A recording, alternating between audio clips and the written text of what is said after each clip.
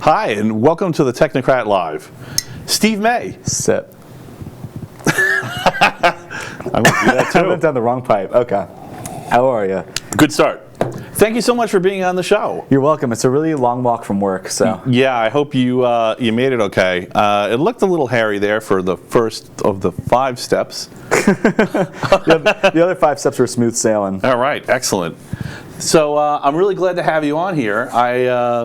We've had a number of technicians, and I just wanted to say something early on because a lot of people may be wondering what's going on. Why am I having a musician and an engineer and also a geek on the show? I'm as much of a geek, I guess, as you can say anyone else, really. Do you think you're? Well, you've seen all the shows. Yeah. What do you think? Are you a technocrat? Yeah, I mean, music producers. You said, like, as you were talking, we engineer people here. In fact, I use your cartoon in the presentation for work. You did? For school. Yeah, because we had to talk about we did this presentation on why everyone's an expert. Oh, that's where all those hits came from. And they came. Yeah, I don't know. Keep going. No, so we did a video. We had to do a presentation on why everyone's an expert. My teammates did, like my classmates did all the work, and I'm like, how can I add to this? How can I give a new angle? So I brought in like the technocrat perspective. Are these people the real experts of society? Right. So I played that video and I gave a whole perspective on that, and it got me thinking. Spotify, probably one of the biggest technocracies around. Right. They engineer what you hear, what kind of music gets like put through to the audience and all that such. I'm going to need this board.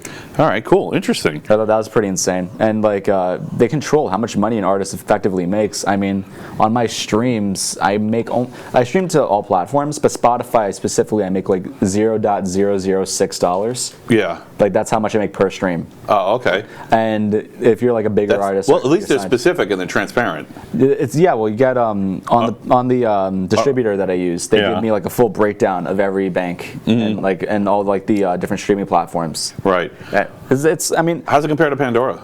Pandora I don't think pays at all. I haven't gotten one paycheck from Pandora. Okay. Yeah. So yeah, I know they have a deal with the RIA, and they were threatening them at one point, but that was years and years ago. The ones that actually pay the best are Tidal, which is a audiophile, hi-fi based music streaming service run by Jay-Z and all those big musicians. Okay. And then behind that is Amazon Music. Amazon Music pays pretty well. Yeah, I'm noticing a trend with Amazon and also with oh my God, I forgot the name of it. It was Twitch. That was it. Yeah. So I noticed Twitch also has a pretty good model, and people who have been kind of made on there. What do they call it when they're made? I'm gonna turn this off. Hey, we got some people tuning in. All right, cool. Got the chat right here. Hey, all right. Hey, Mustafa, how you doing? How you doing? So it was Twitch was. What do they call it when you get 100,000 subscribers or something? They like you become a partner. A partner, that's it. So they apparently the partners are happy with the pay scale at that point. An affiliate, and then you then you got to register to become a partner. So like to register to become a partner, you got to fill out like an application, and they got to be happy with how you are as like a streamer. You got to be friendly with their content and whatever. Right. But then you get subscribers on Twitch for like $5 per subscriber per month, something like that. Yeah, they look like a pretty good model. I was happy with what I saw compared to the others out there. Of course, YouTube is a train wreck. Yeah. So this show I just took clips of the show as teasers and put them up on BitChute, and the BitChute teasers have an order of magnitude more hits than the YouTube teasers. What's BitChute? BitChute's also like it's like a YouTube. It's like a YouTube. They don't have streaming yet. So for like the technically able kind of. Yeah. Well, it's old school YouTube basically. Oh, okay. Yeah, in every way, right? So just straight. The technology's older. The censorship policy's older, as in there is none. It's just chaos. So, but yeah, you get more hits there. So if you're just trying to advertise, it's a clear platform. As far as I can tell, there's no revenue model other than something like Patreon. Yeah. So or advertisers. And Patreon's getting kind of iffy too. I mean, their CEO announced like some changes in models and him banning some people with like polar political perspectives from their platform. It's just kind of like going a little haywire with that. I don't want to get into banning yet, but no, but it's a problem because so here's the problem: when you put a bunch of energy into a network, into someone else's network, you want to know that you can get your return on investment, right? I mean, like, sure, we don't have to, it isn't sexy to talk about it that way in the entertainment industry, but everything's a business model, right? And if you're putting energy into YouTube or Twitter or Facebook or anything, you want to know that you're going to get something back out, and you're not going to just get cut off one day because the wind shifted. I noticed I kind of did my tune-in a few episodes ago about the PewDiePie situation, right? Where like he had to put in like 3 or 4 different ads in the video, a 10-minute video now, as opposed to one to make the same revenue because of the adpocalypse, right? Where basically that was the point where YouTube's advertisers were like, we don't like your content, you got to change, we're pulling out. Right. And then YouTube had to kind of give into that. Yeah, that's true. Everyone may not know what that is. Yeah. So originally the changes in YouTube and YouTube's algorithm were initiated by advertisers. Well, the initial big change was like how they shifted from just people clicking on your video. Because back in the old days of YouTube, you would have like a busty girl in your thumbnail with something really clickbaity in the title. Right. And they click it and it's just like an instruction on how to dismantle a microwave. Right. But like now, or grass growing. but now you have what's watch time. So like the length they watch the video is what counts more. Right. So that's something that's like kind of interesting. And YouTube, I guess it's a good and a bad change, but you hear a lot of people, you can't really please everyone. They definitely haven't gotten the weighting right, because they're not giving me enough credit with with this show. But I'm just using my own example because I have the best possible data there. People might be dishonest or not complete if they talk about their data in a video. It's a 3-hour show. Yeah. By the way, I didn't even get to ask you, how long do you want to go? Do you for however long we can do? All right, we'll play it by ear. When I'm like panting and like trying to crawl out of here. I'll watch if your eyes get glazed over. I'll call it. So I didn't bust out the wine yet, so we're good. Yeah. Oh, do you want wine? I'm good, thank you. Okay, all right.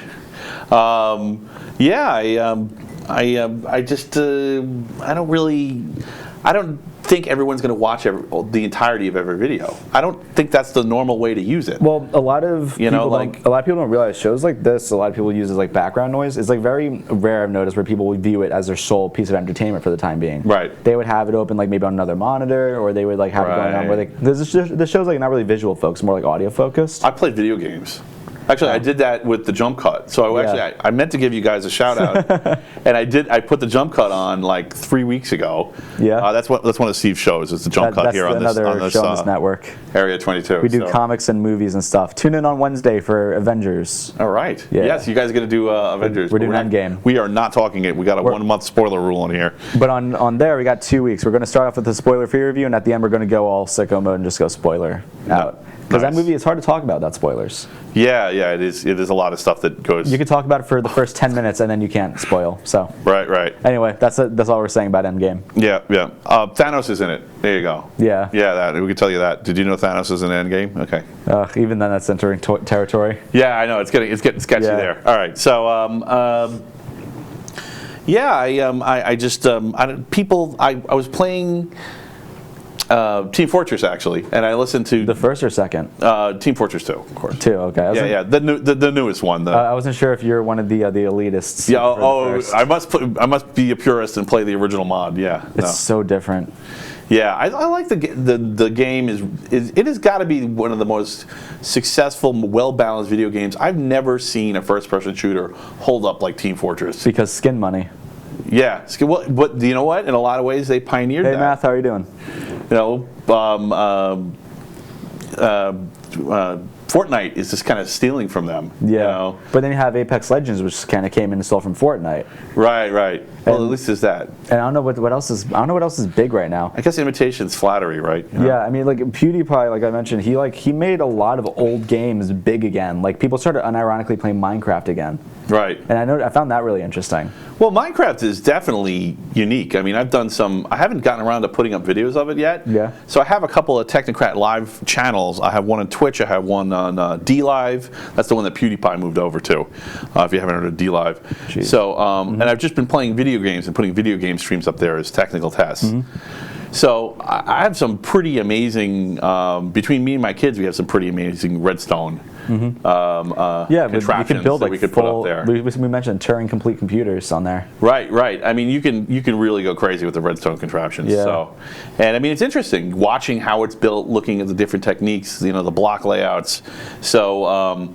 That's just straight up technocracy kind of stuff. You know, not everybody's going to get it, not everybody's going to be able to participate, but everybody can watch and have a good time. I think that was the popular MMOs, which is that really huge Minecraft channel with Pat and Jen. My kids watch that, and that's how originally it was just Pat. And originally, if you look at his early videos, it was just how-tos, how to get this mod working with Minecraft on your computer. Yeah. And then eventually he realized his audience.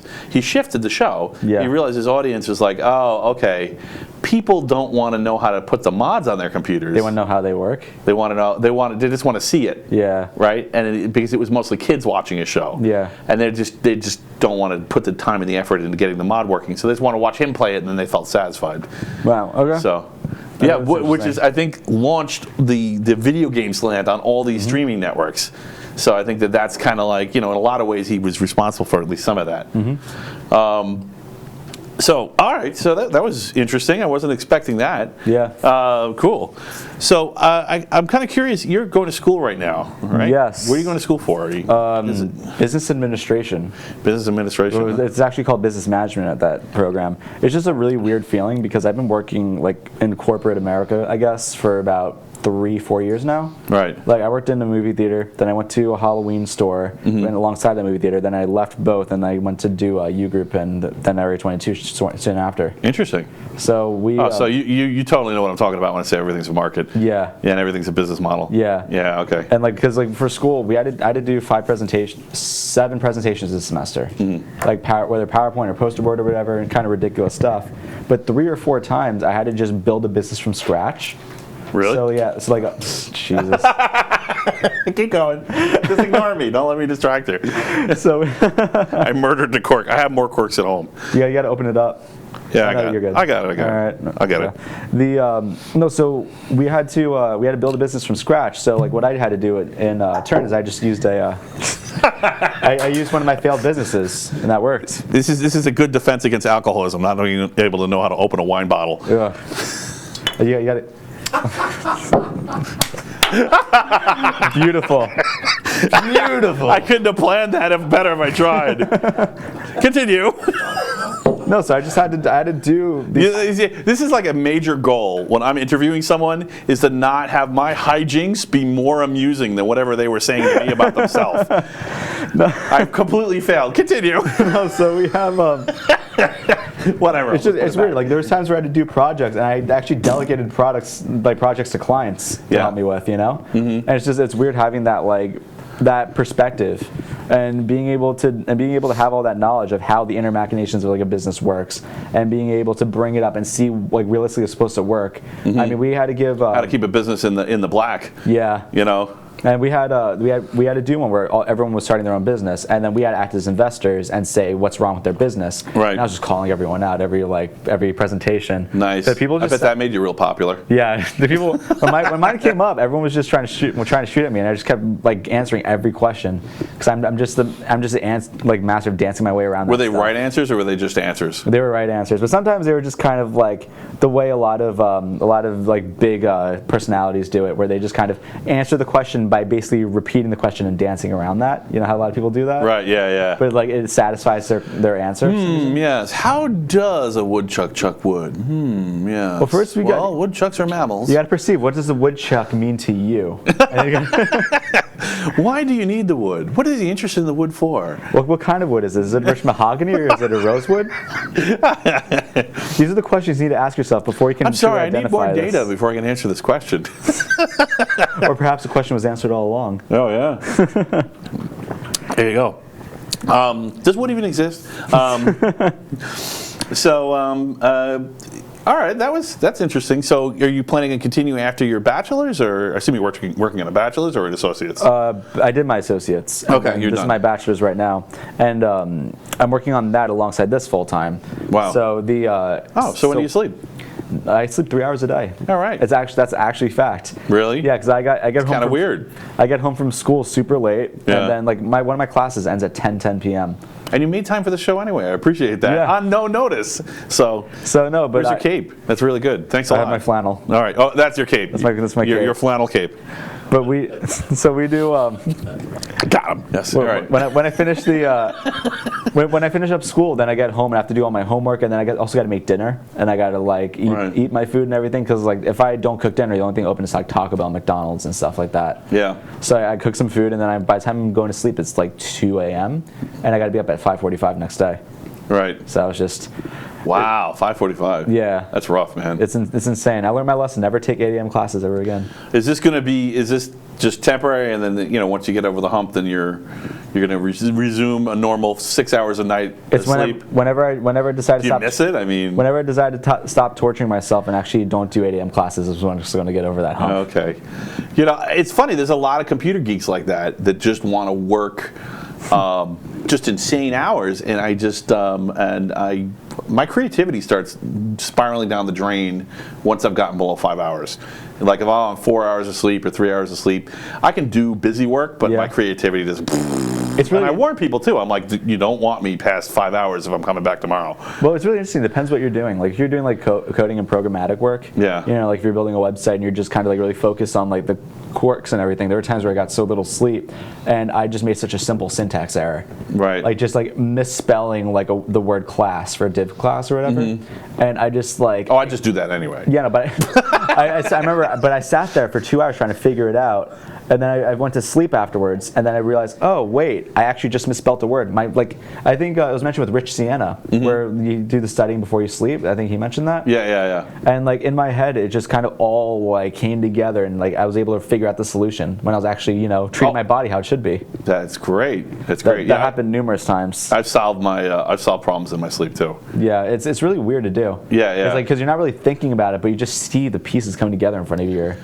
Well, you know what it is? I think that our rational minds are so they're just so entrenched in day-to-day ideas and just getting through the mechanizations of surviving, breathing and eating and pooping and driving, and it doesn't lend itself to abstract thought. And then you go to sleep, your rational mind goes, yep, I'm turning it off for a while, and then it gets weird. And weird is sometimes what you need to get the answer. Yeah, sometimes you get really weird, but like that's how like I write a lot of industrial style music, and that's kind of what Trent Reznor, when he was doing Nine Inch Nails like first couple albums, he did that like under the influence, right? Like he did that under like heroin and stuff. I do it under no sleep. That's my drug. Nice. If I'm under anything, like even like a sip of alcohol, I can't write. So it can be just as destructive. I mean, we're joking about it, and I mean, it's not like you're going to get arrested for not sleeping. Yeah. But I mean, over enough time, it will hurt you for sure. Yeah, I've noticed. Also, like I've seen a lot of smart people abuse themselves that way, and it does eventually catch up with you. Well, yeah, probably not yet, but that's the worst. But one thing I've noticed is that I go like everyone when they sleep, they go in and out of REM like constantly throughout the night. Mm-hmm. And when I wake up, it's usually in the middle of one of my REM cycles, and I'm just dead. And there are times where like I have to set my alarm to this 17-minute song, and I listen to the whole song. It's playing on my speakers just to get me out of bed to turn it off, because I gotta go to my computer and get the mouse and everything to disable it. And I used to have spotlights like this to wake me up in the morning on a timer. I use It's the only way I would wake up. I use Philips Hue because I work, because like I basically sleep in my studio. Right. So like you can't really have windows in your studio because sound reflections and whatever. Right. You don't want flat surfaces, right? Yeah. Flat surfaces, or you want something that can absorb sound. Right. So I have so I don't have windows down there. So when it's morning, I don't see sun. So you're having that thing where your body thinks it's winter. Yeah. Okay. So what I do actually is I have Philips Hue lights that are scheduled to slowly turn on from starting at 5 a.m. up till 6, where it's full brightness, and it's kind of to simulate a sunrise. Oh, okay. So that's my way around that. You have an artificial sunrise. Yeah. Same thing. I did the same thing. So I know what you do. Actually, that's how originally it started. Yeah. I was having problems keeping my sleep cycle normal. Yeah. And then I did the artificial sunrise thing, and then I was like, oh, that wakes me up. I'll use that as the alarm clock, and that's Yeah. what I started using it as an alarm clock. It's really good, but then like you do it so often, your body just kind of gets used to it. Right. It's like on a Saturday morning, you know, you don't wake up on the sunrise. Like, I don't know about you, I'm not a morning person. No, me either. Like I don't, 5:45. You're crazy. no, my Dedicated man. I gotta be. But my most effective time to be productive is usually like after 5 p.m. Yep.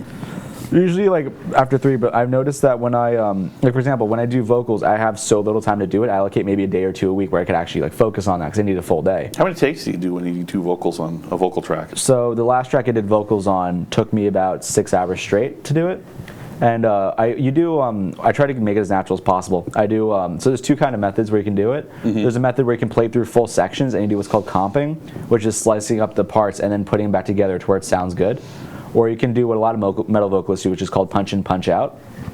Punch in, punch out. I didn't know how to name. This is really. Yeah. I totally didn't know this. You're educating me. So you have punch in, punch out, where you do one line and then you just keep recording that over and over and over, and then you go to the next line. And what's good is you can get a lot of power out of it, but you lose the humanity of like breathing. You know? Right. So I try to do as much. I try to do the comping effect, and I try to keep as much breath in there as I can. Totally serious. I'm sure that affects people at concerts. Yeah. They hear the song and they're gonna hear the guy going in between the lines and go like, that's not how. Well, I learned my lesson because I did vocals for my friend Rabin, and when I did vocals on his track, I did the whole thing punch in, punch out. Right. And I did that in about like 5-6 hours. But then I tried to practice it to perform live, and I was scrambling trying to get air. Right. I'm like, I didn't leave room for me to breathe. I called it. I knew it was going to happen there. And there's sometimes where like if you're holding something so long, like a vocal, and you're not really focused, you're like there's a song Vermilion by Slipknot, for example. Right. Another one. And there's a scream that he holds. Times, yeah. She's the only one that makes me yeah. And he does that, and he holds out for about 30 seconds. Yeah. And I hold that out too. And when you do that, you can like feel like the blood rushing to your head, and your head kind of goes red from it. Yeah, I did that with helium once. Sorry. No, so like, but it's really, it makes it kind of like difficult because you need to find that balance of between power and humanity in it. Right. So because like a lot of music that I work on is very industrial, machine-like, and like that's the very synthetic aspect of it. And then you bring in the humanity, which is the vocals, to tie together. So in general, now this is just my personal preference. Yeah. I love art where there's like mechanized, perfectly shaped, geometric aspects to it, and there's also like an analog, crusty, rough aspect to it too. I think that's why like rat rods work. I think that's why a lot of steampunk works. People, especially like if you do steampunk mixed in with modern. Hey Kyle, thanks for tuning in. Thanks for tuning in. Yeah, and we got You are such an engineer. You have our show on your phone while you're on the show. I want to keep track of the chat. No, it's cool. It's good. It's just who you are, so it's fine. Yeah, but when you're talking about using analog versus digital, I actually spoke about that in my presentation. It's digital. Analog can be really like difficult. You really need to know what you're doing with that. Mark fortunately taught me a lot with that stuff. But you need to have your settings perfect. If you're routing it directly through like some analog gear, you need to know the exact settings you need for that vocalist or that instrument or whatever. Right. If you lose track, if you don't write it all that, do you write it down or where the dials all are? It depends. But if you lose, take a picture. But if you lose track of like what you're doing or you don't know, you have one take for that and that's it. And if you screw up that one take, you're done. Right. So what a lot of people do is they kind of like run it through again or whatever, but that kind of makes it really difficult. I've definitely seen bands die over retaking the same song over and over again and just trying to get one good recording. Yeah, no, it's really hard. But when I was looking into when I was playing, I play the drums. Yeah. So when I was playing music, it was way more expensive to get any kind of recording gear. Well, that's why a lot of people you end up with a drums. Walkman recording it because that's the only thing you can afford. Well, that's why a lot of people use program drums because you have people like I don't know if you know the band Periphery. No. But their ex-bassist, Adam Getgood, what he did is he created something called Get Good Drums. Okay. And that sample is made with their drummer on a drum kit in a like huge, expensive drum room with expensive microphones, expensive drum gear, and then he sells it for like $60, and you can just do your mixes with it. Nice. Like all the stuff that I showed you and that I use in my mix, I use that drum samples in some capacity, you know? Yeah, I remember one of the earlier bands to do strictly digital drums through sampling was, it's putting aside like, pop, where like Phil Collins was doing it in the 80s. Yeah. But like Typo Negative, actually, in the mid-90s, they did that. And when I heard it, I was like, blasphemy! And they're like, yeah, it saved us a lot of money. I'm like, all right, I get it. But it's also kind of hard too. It's like you got to make it really convincing, and always the hardest part to convince someone with is programmed drums are often very on the click. As an actual drummer, you're never exactly on the click for every single hit. Korn's famous for that. Yeah. Totally, like their drum beats are way off. Like he'll do it intentionally. I mean, the guy's, if you look at him, he looks like he's George of the Jungle back there with all his. He's definitely an athlete. But that's a big. For Korn. But that's a big debate actually. Is theory versus feel. Because a lot of guitarists, including myself, focus more on feel than theory. Like a lot of my solos and stuff are by ear, and a lot of people play either ahead or behind the beat instead of like on it, like what theory would want. Right. So that's like it kind of gets a little iffy in that territory, and it could give some cool effect if you want it. Right. I mean, it even shows up in this show. So one of the advantages that I've had, and so I'll be, it's different with you because you've been in front of enough live audiences. But a lot of the guests that are on the show, they've never spoken in front of anybody, for any length of time, other than maybe something in college or in school. And so they'll be nervous and they won't know what's going to land, and they won't be able to I've done so many Lilac meetings. I'm used to standing up in front of a group of my peers and just talking, and I know my jokes don't land. With metal you don't have to remind me, but sometimes I can hear the laughter in my head. Yeah, and it's not just the voices. That's what you mentioned. But like at metal shows, just a lot of cursing. Right. Just do a lot of cursing and you're good. Don't have the audience clap for you because they will fall off time within 2 beats. Right. That's usually, I've noticed that. But but when you're focused on like talking in front of, hold on a second. Why do you think that is?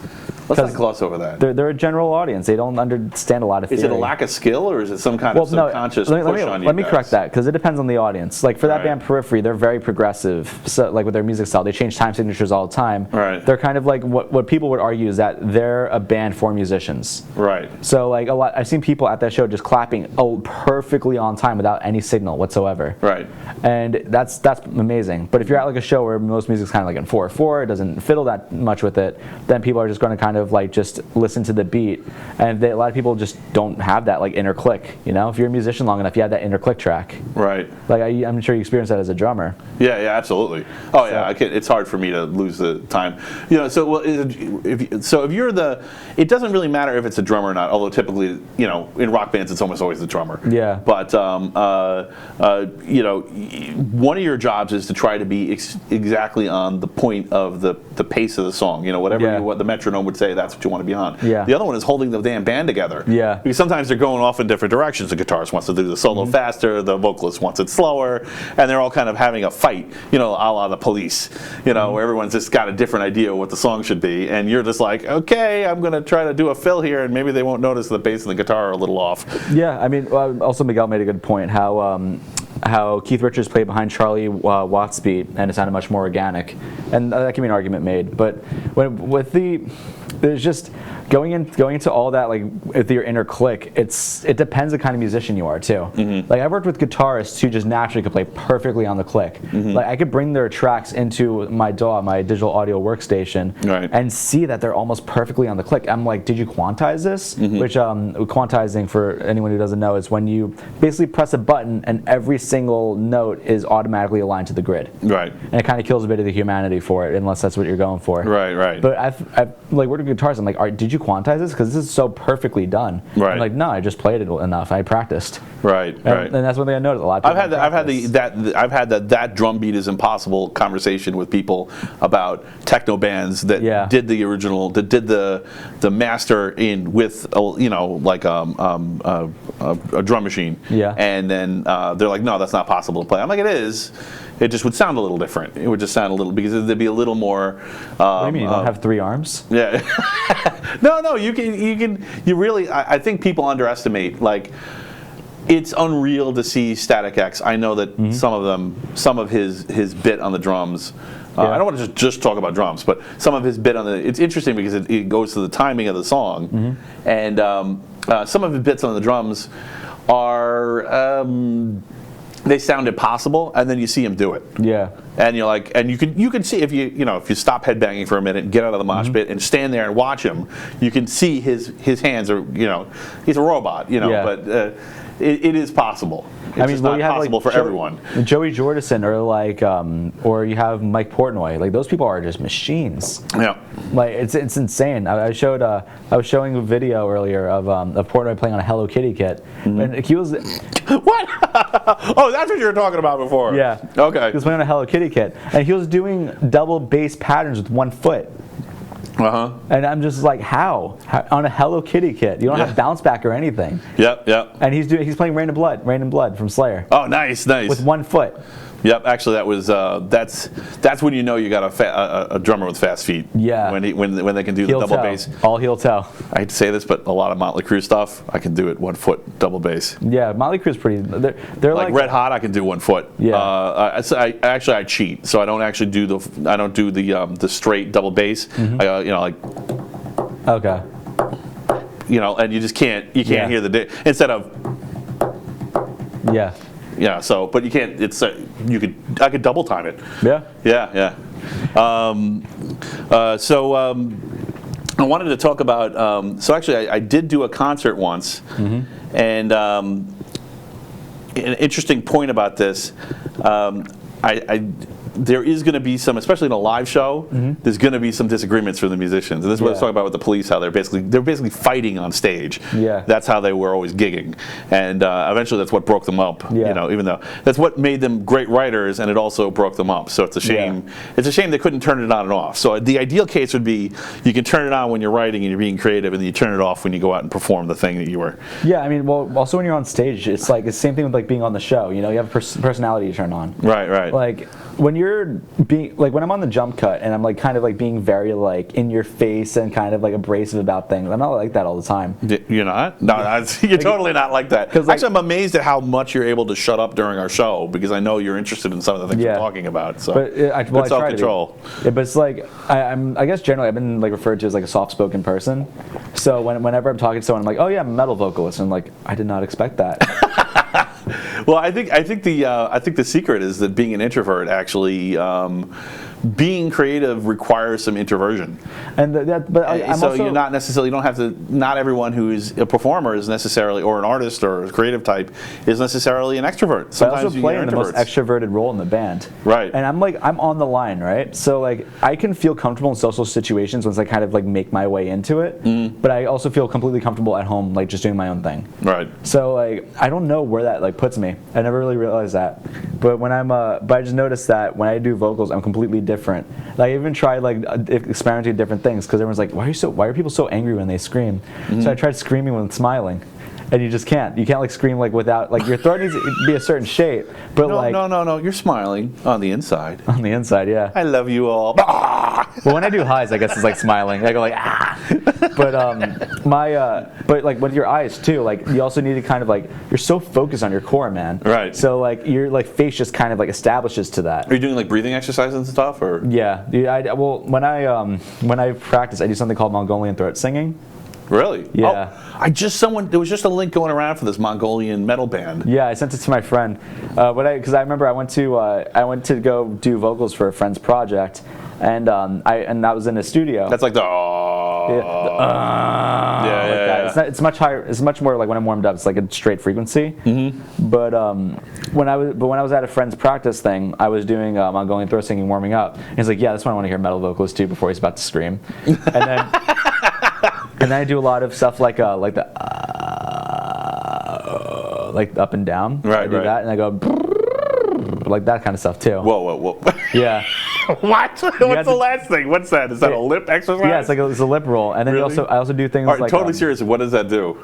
It kind of loosens yourself up a bit. It just, okay. I don't know if it really does anything in fact, but I feel a little bit better after doing it. Okay. And I also do I'm and like as low as you can go. Right. So for sure, some pitches resonate in your sinuses. Yeah. You know, and have not only a psychological effect, but actually have a physical effect on the meat in your throat and your nose. Yeah. Well, there's two main types of vocal style, three main types actually, but one of them is kind of jargon. I told you, talk about meat. You had to come back to meat. So keep going. But we have so there's two vocal styles. There's false chords and then there's fries, right?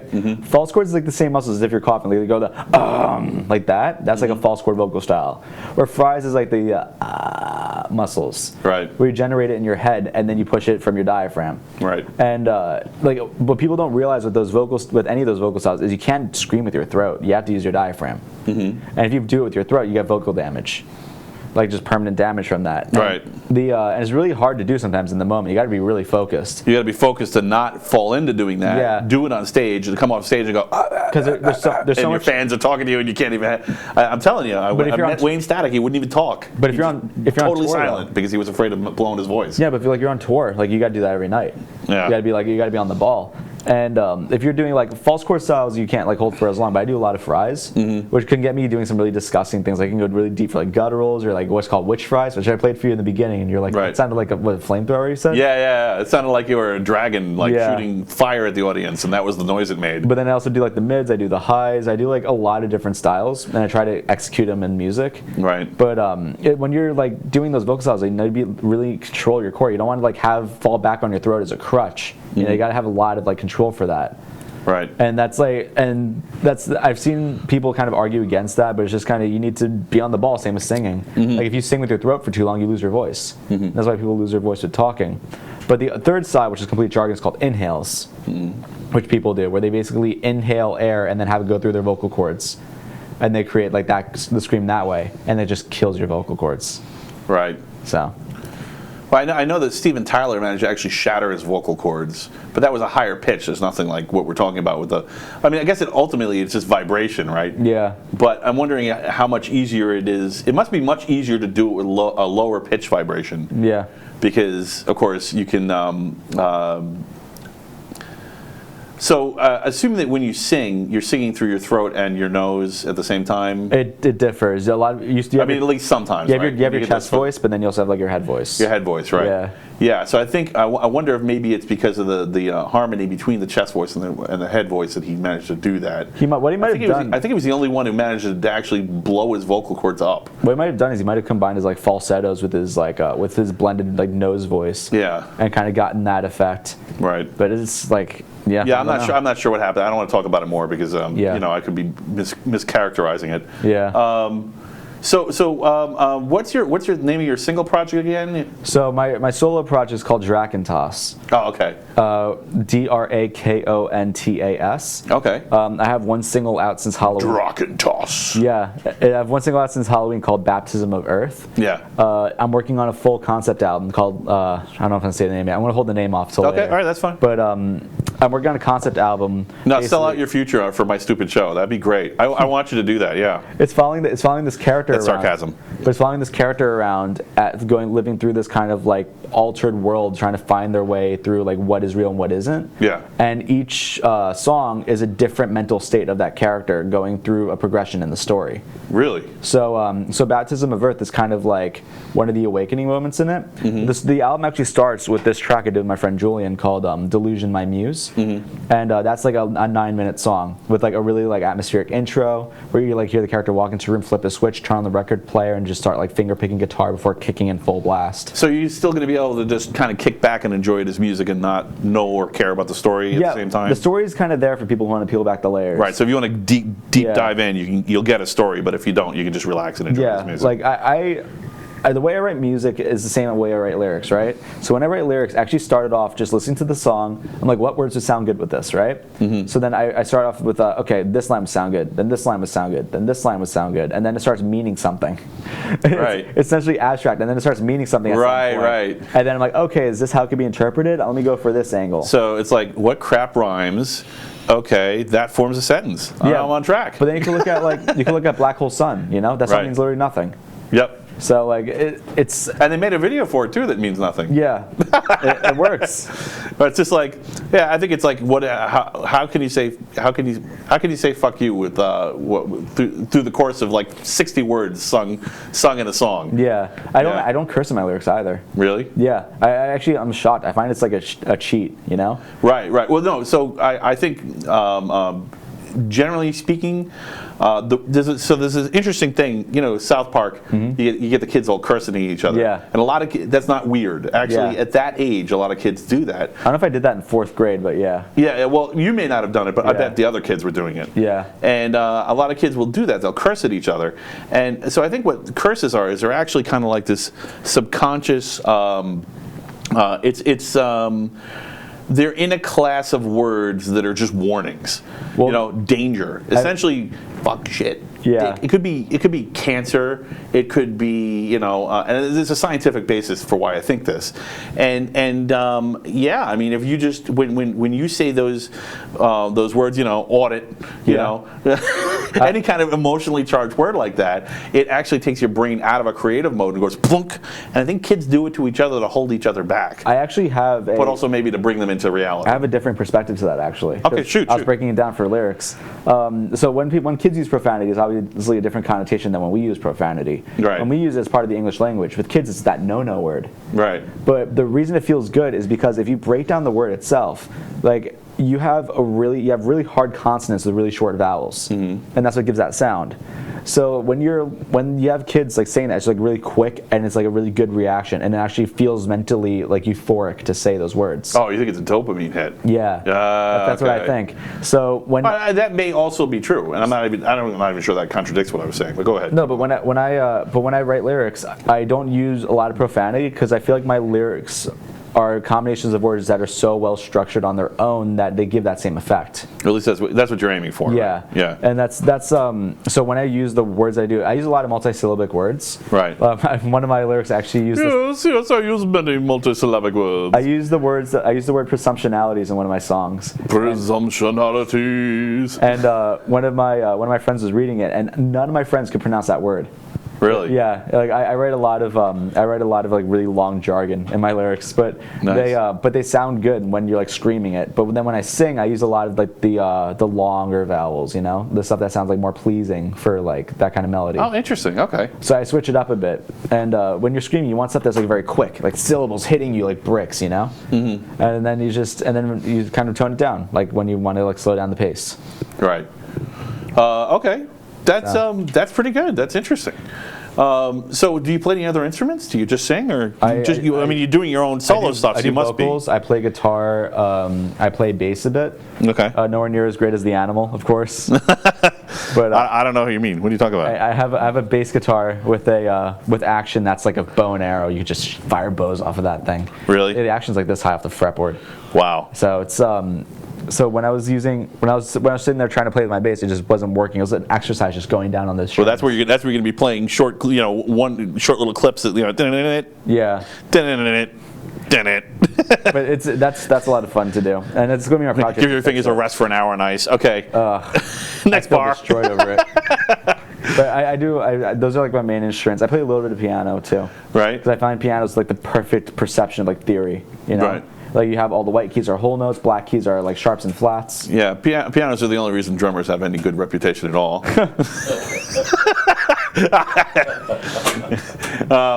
Yeah, so okay, so that's cool. So you have the whole band. You don't need anybody else to write and to be creative and to get into your zone. So all you got to do is sleep your 3 hours. You wake up and you immediately hop on the instruments. Of course, that's going to be really popular at home, but Yeah, and when I scream at the home and everything too. Really? Yeah, the neighbors love it. That's great. But no, when I Has anyone's house been robbed? Any nearby? No. Okay, you're winning. Yeah, I'm good. See? They'll be like, hey, how about that house? What's going on in there, man? I think it's a dragon. They leave, Jeez. No, but when but it's funny you say that. Neighbors don't always think. The reason I went solo is actually because I was playing music in the local scene since I was like 15, 16. Mm-hmm. I'm playing guitar for as long as I can remember, but I've been playing in the scene as a guitarist since I was like 15, 16. And every member that I joined a band with was just like, there are exceptions, but they just like wanted it for the wrong reasons, or they weren't like having a strong enough vision, or they were trying to be part of like the Metalcrats. A lot of a joke is like the song's about the woman you loved stabbing you in the back. Like that's a very common theme about like people getting cheated on in metal. So I suggest they go to CivGene, Psychopaths, learn about them. It's just such a stupid topic to talk about. Why are you going to drone about that? It's been hammered to death. So like I left all those projects. It's an awesome topic because everybody can relate to it. But you're right, it has been done to death. Yeah. And the funny thing is, there literally are bands where they've had 10 albums. Yeah. You know, epic bands that everybody knows and everybody loves the music, and it's just the same thing every album. Yeah. How could you do this to me? Yeah. It's like, didn't you learn anything? You know, look for the pattern, man. Yeah, like you have Coheed and Cambria with the Amory Wars, where I guess that's where the drugs come in. They build the wall so they can write. They can have the terrible experience so they can write the music. But Coheed and Cambria, they actually write comics alongside their music. Right. And they didn't. And their vocalist wrote lyrics for an album where it's basically him killing off all of his inner demons, and one of the albums is just about him killing his ex. That's just it's done through like characters and stuff. Right. But that's like, see, you want to keep your options open. If you write something like that, then it's in court, and then they're asking questions. You know. But also one of the reasons I left the scene was because like I don't think I've ever killed an ex in a song or a poem or anything never. like that. But when I was I never just don't get that angry towards people. But no, I get angry towards people, not to the effect where I'm just like want to dedicate a song about them. But the song's good, I don't want them having that. Right. Well, also, you know, it's a metaphor. You know, come on. You know. Well, so I had this conversation. You know, like this. Mm-hmm. So I'm on my church console. Yeah. And yes, I actually am one of the representatives of my church. Yeah. And no, it's not an evil church. So and at one point we're talking about Lent, and nobody's showing up for Lent. Yeah. Because Lent is depressing. Yeah. You know. And I'm like, well, look, you know, you're not going to get me to be. I can appreciate that it's depressing, and it's supposed to be. It's about, you know, being tempted by the devil, and you know, like literally running with the devil is playing in my head from Van Halen, you know, while I'm having this conversation. And I'm like, you know, I wear black and listen to heavy metal. I don't mind Lent, but most people want uplifting. Yeah. You know, but that's the thing about, you know, the heavy metal scene. They have a different mentality. They are different kinds of people. It's also they really don't always want uplifting because it's less honest sometimes. Well, metal's also like split, you know, like metal you have like part of the like metal fan base who's like very opening. Like you go to a concert and you're just the fact that you're there, they open their arms to you. Then you have other people who are like, oh, you listen to this band, you're not good enough for us. Right. So it's on both sides. But like also one of the reasons I left is because one of the reasons I left the scene though is like the local scene. I didn't really leave it, but I stopped joining bands is because the pay to play mentality, you know? Right. Like I had this promoter who wanted me to basically sell 40 tickets. Then I found out 20 of them were for profit for him. Mm-hmm. And like you need to sell at a venue, you know, to prove that you're worth something. Right, of course, right. But so like, it's kind of like on the one hand, you know, put up with it. On the other hand, I need to make some money, you know. But he wanted like double the tickets for profit, and that's like scummy, you know. And he didn't tell us that. Right. So then, the fact that he didn't tell you, he can offer whatever he wants, but he didn't tell you up front. That's weird. So that's what kind of threw me off to. And that happened a lot of times, like to play shows. Mm-hmm. So I kind of got turned off to that. So I started going to my own music, and then like fast forward a few years, I joined a few projects here and there. Mm-hmm. I started like taking a frontman position when I was like 18, 19, mm-hmm. and then I started kind of getting more involved with it when I was 20. And then you have Mustafa over here who reached out to me. I was actually in the city going to a show, mm-hmm. and he's like, "Hey, listen, man, I saw you on Facebook. I liked your vocals. I was curious if you wanted to try something for our band." And then like, what do you guys sound like? And he sent me this track, which I couldn't do anything with until he sent me the file because it was sent as like a Facebook voice memo. Okay. So, and what was the name of this band, or you haven't announced it? I'll say it in 1 second. Okay, yeah, go ahead. So he sends me this track. Craziest thing I've ever heard. Like it was insane. Mm-hmm. So it starts off with like it's an upcoming track for the album that they're doing, but it starts with like chip tunes, goes straight into just like intense heavy metal with like the chip tunes and like the 8-bit stuff in the background with like all the sound bits and drops and everything. Mm-hmm. And then I'm just sitting there listening. Like I can see what I can do over this. I can imagine my vocals over this track, but then it shifts into a guitar solo halfway through the track after like the first like verse, and then it goes a little bit. Then it goes into like a tropical scene.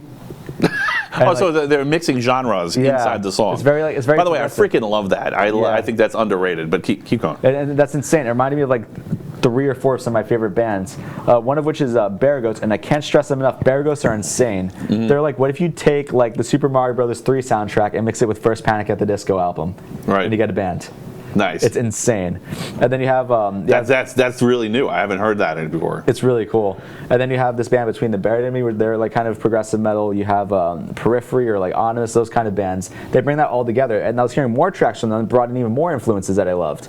So I'm like, yeah, I'll be down to do this. And then I went to go do vocals for the track, and I got bronchitis.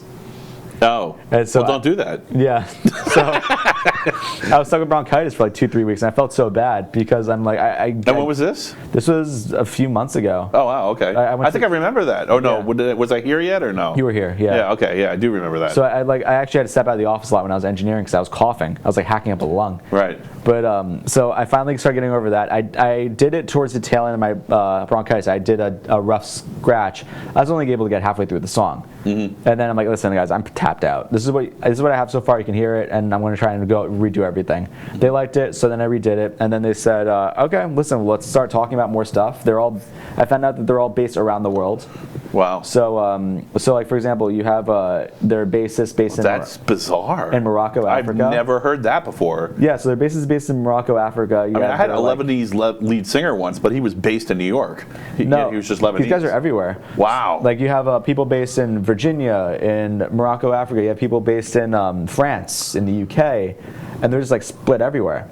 Wow. So one thing I'm thinking, I'm like, that's really cool because you're getting like really good musicians from all over like the world. They advertise themselves. Right. They say they're they said they're metal on electronic crack from all over the earth. That's what they call themselves. Wow. And let me mention, the band's name is Elisions. Elisions. Okay, Yeah. so Elisions. Elisions. Okay, cool. And they're really cool people. And when I was like discussing the tracks with them, they were sending me more stuff. Mm-hmm. And they sent me this insane like rough draft of a 14-minute song they're working on. Yeah. Starts off with like full string melodies, and then it has like and they have the guitar and bass just kind of going syncopated like genty rhythms along with it, and just goes through so many emotions and feels, and it's really cool to work on. Is it okay if I talk a little bit about the preview that I got, or I heard it in the background? I won't give detail. I played a little bit of a preview when I was listening to the track when I was studying the lyrics. It is spectacular. It is different. It jumps genres. It is super pro. Mm-hmm. It sounds great. I mean, it's bouncing around between like Static X and Slayer and like something completely different that I've never heard before, and like 12 Foot Ninja and like 10 other bands I can think of that are great. So I don't know if that's a compliment to you guys. I hope it is, but really good. And it's different. I can't compare it to anything because it's different, but I think you guys are going to succeed. Well, it's very different. That's kind of what I like about it, because as I was like sitting, which is a shame, because how the heck? What am I going to do then? Because I'm going to be like, hey, Steve, what about this? And then you're not going to be there. I just want to give a shout out to the members quickly. You're not going to be able to give me the fact check on whatever crazy BS we're spewing out here. Yeah, so the members, I just want to say hello to Mustafa, Matthias, you have Josh, Hamza, Evan, and Benjamin.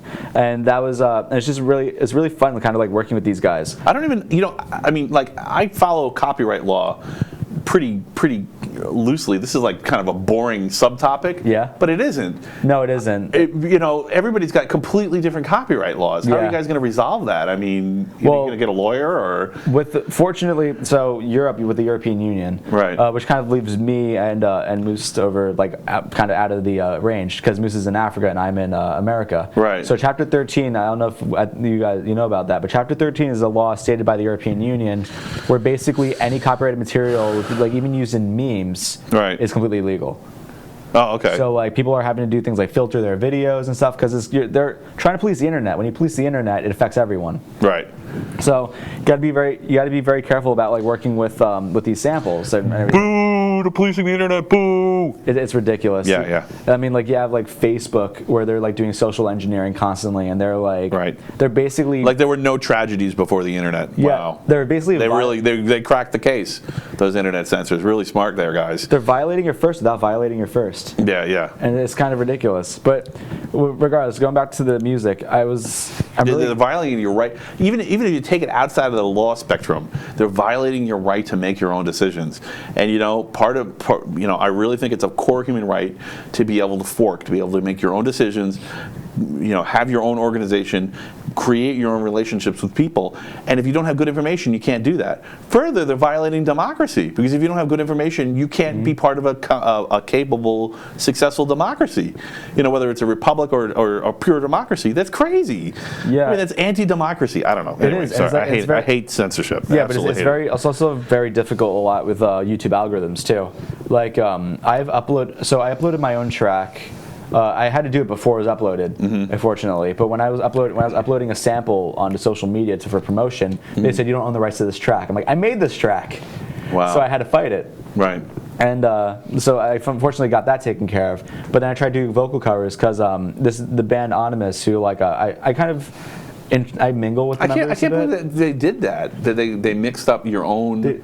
Yeah, no, they do. But when I was speaking with the band Anonymous, I mean, they did it to me. So I had just as an experiment. I knew they were going to do it. Yeah. I knew eventually. I just wanted to know when the algorithm caught up with me. Yeah. I played a Volbeat song on my speakers on my motorcycle and just rode down the road and recorded it and put it up. And sure enough, eventually, it took about 8 months, but their algorithms got to the point where it caught it. Or someone manually got it. Or someone manually got it, right. Yeah. But they just assume that there's music, so that you must not own it. You must be a thief. Yeah. But it's like, for example, that band Anonymous I was talking about, I was speaking with their vocalist and a few of their members, and we were just chatting vocalist to vocalist about styles and whatever. And I mentioned I tried doing a vocal cover of your song. I uploaded it on YouTube. It got taken down for copyright infringement.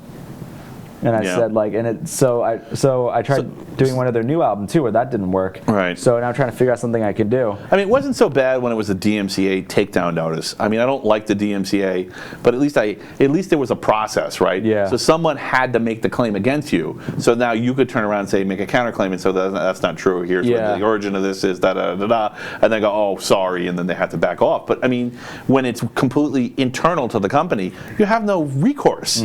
That's craziness. Yeah. That's why, for my personal stuff at least, I never really want to get signed. I understand the benefits of getting signed.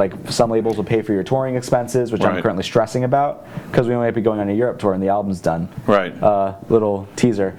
But Europe tour? Maybe. Oh, that's gonna be fun. But but that's the benefit of having a label, and labels could also help promote your music to larger groups of people. Right. But I find that if you're better with social marketing on your own, and social engineering, the term isn't social marketing, but when you're better doing that on your own, you own the rights to your music, Right. You're not paying a label, and if you know how to produce your own music too, it helps so much. Would it be easier if you guys had a boilerplate, non open source, but a generic license that you guys could use, so that you could license all your music underneath it, and then everybody could use the same license, something that had been tested in every country, so that way you didn't have to have a lawyer write you guys a specific contract to protect you. If you're trying to protect your music, there's things you can do. You can do a registered letter to yourself, or you can send an email with timestamps with files. Right. Or you could do things if you're in a country that actually honors copyright law. Yeah. I mean, it really does, not just says it like China or something. Yeah.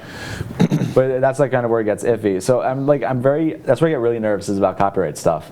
So anything that I use, I make sure I have the rights to. Right. I need to be 100% sure of that, so this way they can't come around and try to claim that they own my music. Yeah. I've been I've been putting title cards on the front of the show, and it's actually the biggest pain about the show. Yeah. Because I have to be so careful that everything on the title card is either use it, no attribution, or I made it. So I've been actually buying props and taking pictures of them and putting them on the title card, so that no one can come and make a copyright claim against the image and then take the whole video down, Well, I don't know if you noticed what I do for Jump Cut is for the Jump Cut, when we do our thumbnails, we can't do fair use anymore. That's not really a valid argument. Right. So we can't upload thumbnails of the movies that we're seeing. So we have to make our own. They're just not legally honoring it. I make B-list movie posters of all the movies we're reviewing for our thumbnails. Oh, so nice. Okay, cool. That's kind of how I get around it.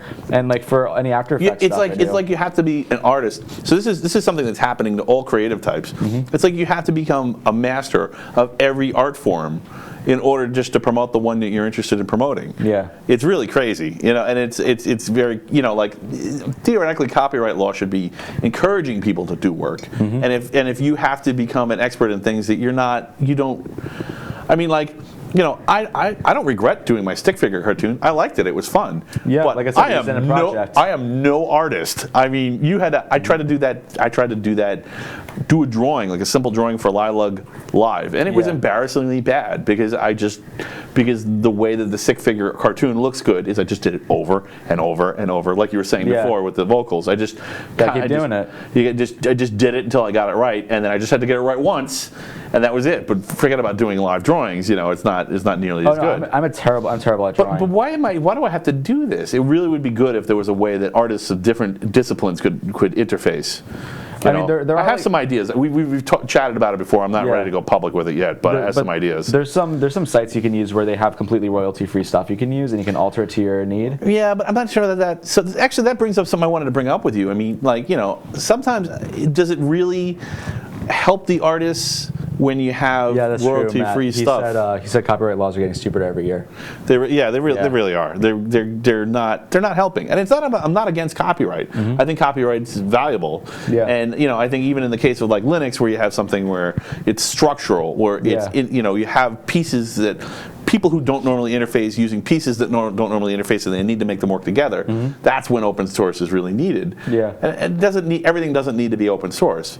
But on the other hand, it's like the only good thing in copyright lately is open source, unless you happen to be a multi-billion-dollar conglomerate. Yeah, and that's where a lot of the issues come in, and that's where I mentioned like Spotify and stuff like that, how they're like major technocrats. They're tilting the field, Yeah, and like they're basically that. I feel like a change is coming soon. Yes. I was working on trying to spark that change, but people are finally realizing, hey, we're not making money off of this. Right. And like the way I view music, which is why I'm fine being solo, is I never view music as an income. I view music as a way to just make art, When you view it as a business, that's when you stop getting like really creative with it, and that's when you stop having fun with it. Right. So the way you have to view it as a business. You have to be serious sometimes. It's like but your brand. you can't have to be serious so often that it interferes with your creative streak. No, you view your brand as serious. But the I see what you're music saying. isn't like part of that. Right. Like, because I will make music. Like, for example, my album was supposed to be like a general like hard rock metal album, and like people loved that industrial track I put out, which is supposed to be just a one-off. I made that just because I had some industrial samples I was working with, and I was making some, and I just put something together, and it worked. But and I cringe every time I hear it now because I've heard it hundreds of times. Right. Like when mixing, but when I put that out, just from being my first project. You should hear my wife on watching myself when I'm doing editing on the show, and I'm looking for a clip. Like, oh, look at Matt, he's watching himself again. Look at, I love me. I'm like, shut up, I'm not doing that. I'm looking for errors. I'm looking for ways to improve myself. Exactly. Body language, voice, facial expressions. I'm just trying to make it better. I'm trying to make it more enjoyable, more fun, more lively, so that if you. I mean, one way is to not decapitate yourself on stream. Right. Yeah. Not jump off camera every 2 minutes. Yeah. Not make jokes that bomb. No, that's never gonna. I'm always gonna make jokes that bomb. But Yeah, it's like, but when you're listening to yourself, you got to kind of get over that hump of like, this is what I sound like. You need to know. Everyone hates the sound of their own voice. Right. You kind of get over that hump. A lot of people hate the way they view themselves on video or whatever. Kind of got to move past that. Right. But when I'm sitting and working on that track though, when I put it out, and people are saying that they like the industrial sound and they want more of it. Now it's an industrial album. That's the only time I really catered to an audience, because it's something that I would have been equally happy making. But it's also got to be, it's kind of hard because it got to be cohesive. And I'm working on so many tracks. I just finished I finished doing the instrumentals for about a 7-minute track that I'm working on. That has like strings and like brass in it and everything. Trying to get it like big. My friends actually said the bridge sounded like it could be music for when you're going to a boss in a dungeon in a video game. Nice. That's what they said. So yeah, I was mentioning. Or it could be in Doom. Megadeth Endgame. Yeah. Absolute best 8-bit conversion. Endgame was the name of the. That's funny.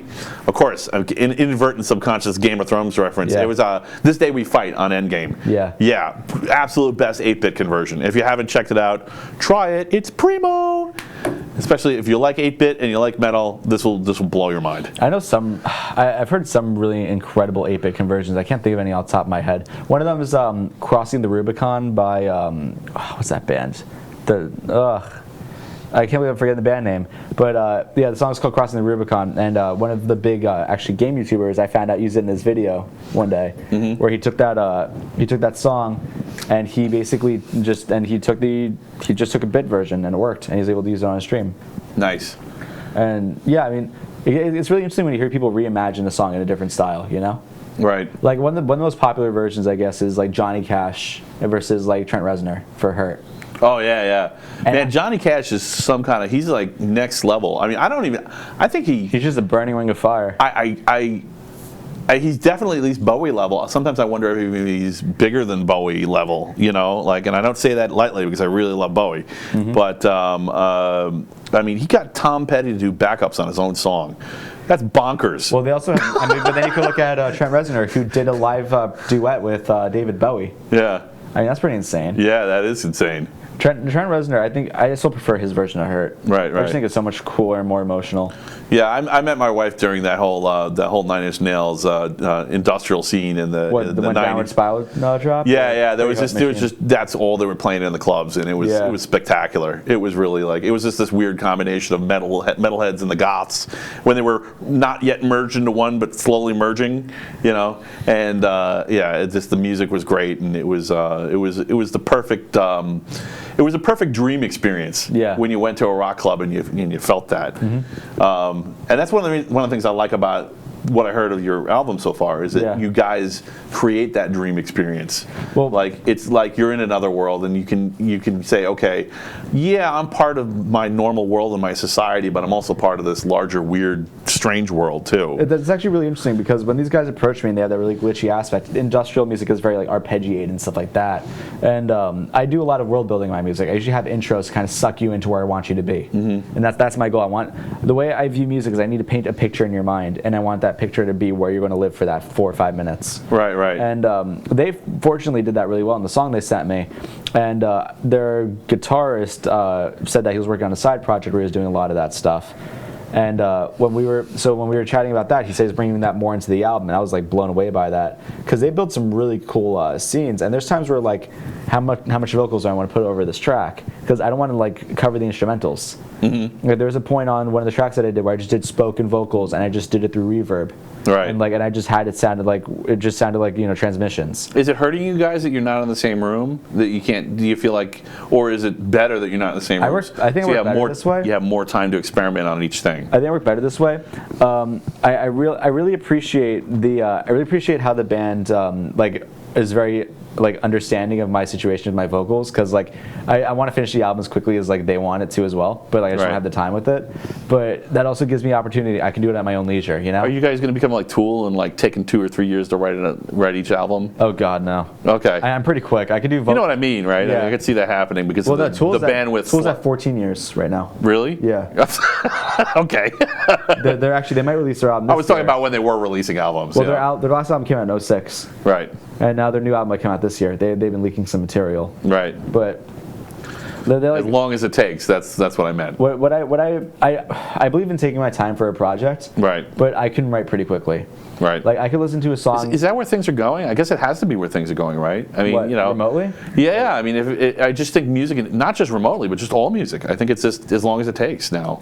It's not that cycle where you got to get the next album out every year and a half and get it into the pop cycle on the radio. You to do it every 2 years. But that's why I like being independent. I can write. But there's all this music that's succeeding without labels. If you can give me an album and I have 2 months of doing nothing and I just listen to the album and I can write vocals for it in about 2 weeks. Right. And I could probably record it all within 2 weeks too. But I want to be able to create the most interesting thing possible. So kind of rushing that really hurts the project, because I put a lot of work into my lyrics too. I try to make something that's kind of thought-provoking and something that kind of people could relate to and understand, but as well as kind of be feel something by. I assume you have a studio where you are, right? You're sitting down and doing this. I mean, not just a room with some equipment in it, but an actual it's basically a hybrid of both. Oh, okay. So it's the basement of my house. You have a space, but it's used for other things too. The basement of my house. Well, I use it almost exclusively for that and sleeping. Okay. But what I use. Well, hey man, wake up from the REM sleep and right into the creative mode, right? Yeah. I mean, there's times where I guess I was spot on with that. Sounds like I like filming myself doing some takes. So this way, if I ever want to do a documentary down the road about making of this album, then I can put it through. But most of the times when I do takes, I'm not showered or anything. I just get out of bed and I go straight to the mic. Nice. And the mic's like a 5-foot walk. So Nice. I get up and I do that, and I also need to be moving around a lot too. Like when I do. Well, you never miss anything if you record everything. So Yeah. you know. So that's. Yeah, I've given up on privacy as far as, you know, especially if you're controlling the video or the audio, whatever. You know. It's really hard too, because like if you're your own engineer with your vocals, sometimes I wish I had like an engineer there with me, just so I can like focus on the art process, and they Right. can just keep going, scrubbing, sifting through takes and stuff. Just remember, when your computers are old, put a drill through the hard drives before you throw them out. Yeah. I've dumpster dove over quite a few things that people didn't want me to see. So, Really? Yeah, I mean, not intentionally. It wasn't malicious. They just weren't being careful. Yeah. So my favorite was patient data. Wow. Yeah. I use a From a hammer. blood testing company. That was all they did was test blood. Wow. Yeah. I use a hammer. That's what I do. Yeah. That's My brother and I, what we do is we actually we took out hammers to the backyard. theoretically you could recover it from a hammer. So I would say use a drill. No, we use a hammer to where we break the hell out of that disc. Right. On the inside. Well, so once you break that seal, I mean, sure you probably know this. Maybe everyone out there doesn't know it. Once you break that seal, you know, that's it. You know, the scale that the heads are floating over the platter, assuming it's a, you know, I guess it wouldn't work necessarily. This is a problem with SD drives. Yeah, SSDs. Yeah. SSDs, yeah, right. I mean, you know, Because you could think an SSD is dead, but then if you do a power cycle, you're good. right. I mean, you could even forget about a hammer. You can even put a drill through it. It wouldn't even matter. It might still be recoverable. Well, it depends where the drill was, but yeah. Yeah. I guess blowtorch, oxyacetylene. Can't beat Just drop it in some oxyacetylene. hydrochloric acid in your sweat. I don't even know if would it dissolve in hydrochloric acid. Eventually, I guess. I don't know. Yeah, really? The only way to be safe is oxyacetylene. It's the only thing that melts everything. Or thermite, you know. Yeah, the thermite charge. Where's the anarchist cookbook when you need it? All right. Yes, we're at that black helicopters moment again. We always get there. All right, so do you do multi-track? Do you do vocals over yourself or anything like that? Or? I do, when I do my vocals, I do what's called double tracking. Okay. So what a lot of people do with vocals is they do usually their main, then they do vocals low, and then they do pan left and right. Mm-hmm. So what panning basically is you have your stereo image, you have your left and right headphones, right? Mm-hmm. Panning is taking the image from center and then bringing it out like that. Right. So guitars, there's usually one guitar track in left, one guitar track in right. Mm-hmm. Sometimes they might do a 10 and 2 as well, but it depends on the song. But anyway, so for my vocals, I do 2 equal volume takes. And I make sure I'm perfectly on the dot, and I have them right next to each other in the mix, in the center. Okay.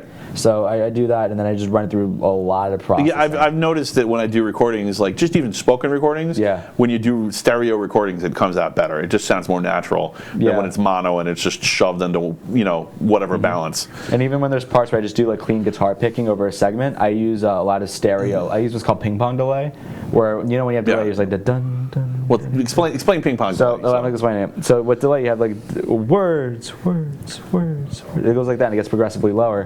What ping pong delay is, it takes that word and bounces it in left and right as it's decaying. Right. So it gives you that stereo image, and then I give reverb with that, and it makes it a bit bigger. Right. So it's a more realistic reverb. It's not just the generic, like narrow tunnel or slightly less narrow tunnel. Yeah. We could be talking about a lake and a mountain range with the delay and the ping pong. It depends on the effect that you want, but that really helps. The stereo imaging of a record is so hard to get right, but when you do get it right, it's perfect. Like one of the biggest debates I see with drums, and I don't know which side you're on, is if you're in the perspective of the audience for mixing the album, or if you're in the perspective of the drum kit. Right. So I've heard them both be good. Well, I prefer behind the drum kit. Actually, you know what my favorite effect of the drums is? What? When you do the reverse delay, where it goes pop, and then pop. The inverted snare hits. Freaking white snake. Oh, that's so good. I've used that on a few tracks too, actually. Yeah. It's really cool for effect if you want something to be massive, and you play with reverb and stuff like that. Like if you're in a section where you want it to be heavy but with a really big chorus, you just like bring up that reverb for the chorus, and it just sounds huge. Yeah, that's so yeah. Use that. That's good. Yeah, I love that. I love that effect. I don't. I guess it's really hard to do live because, of course, you There's just no have processing to, live. You're gonna have to hit an electronic drum however many milliseconds before when the sound would complete. Oh, you're talking about for the reverse snare hit? Yeah, reverse snare hit. What they usually do is they use backtracks. Oh, I didn't know that. And you play to a click track, then you get the backtrack going, and then you hit it. Okay. Yeah. Oh, okay. All right. Interesting. So it's like it's still got to be some coordination, though. You got to trust your sound guy. No, there is a coordination, but a lot of people don't do this. But what I do is when I record something, I do a lot of the car test. So when you mix something, you want to do like your car test, phone speaker test, to like Apple earbud tests, the crappy little things that hurt my ears when I use it. And you just want to test on as many things as you can to get a general idea for the mix. But when I listen to make my music, I listen to it so many times. Like I try to listen to as much as I can, where I know every single piece of frequencies after I record, because you can forget stuff. To where I can just bust out a guitar and play the riff like off memory. Cool. Yeah, and like Matthias even said, we're gonna use that a lot because there's strings on the album. Nice. So there's like a lot of orchestration involved, and there's like a lot of samples. Just we don't have keys players live to play it. With bows or plucking, I assume bows, right? Both. Yeah. Okay. So Cool. Okay. You have bows, and then you have the staccato pluckings. Nice. So it depends, but we want to create like. I'm looking forward to this album. This is gonna be good. We're trying to create a very compelling experience. I am not. All right. I just want to say something. I could. If you guys succeed, you'll probably get a lot of this later on. Yeah. But I am not kissing his butt. I legitimately are looking forward. I'm looking forward to this. I appreciate that. I appreciate if people could. I'd rather people be honest than people like. I'd tell you if your stuff sucked. I mean, yeah, whatever. I mean, a lot of people would say a lot of people don't. It doesn't suck. A lot of people aren't like me, where I would just I basically just say, hey, it's not good. Like a lot of people would be like, well, it's not for me. Right. That's what a lot of people. Some people might enjoy it even though it's not for them. But when you're making this is that also part of it is that subculture thing, that metal subculture. Some people like uplifting. They just can't help it. They want everything they want everything they do voluntarily to be positive. And some people are just like, bring the pain. But one thing I noticed, electronic dance music became super mainstream with like Skrillex bringing back dubstep along with Deadmau5 and everything. And when you have that, the industrial music, there's industrial EDM. So I'm like just over that bridge.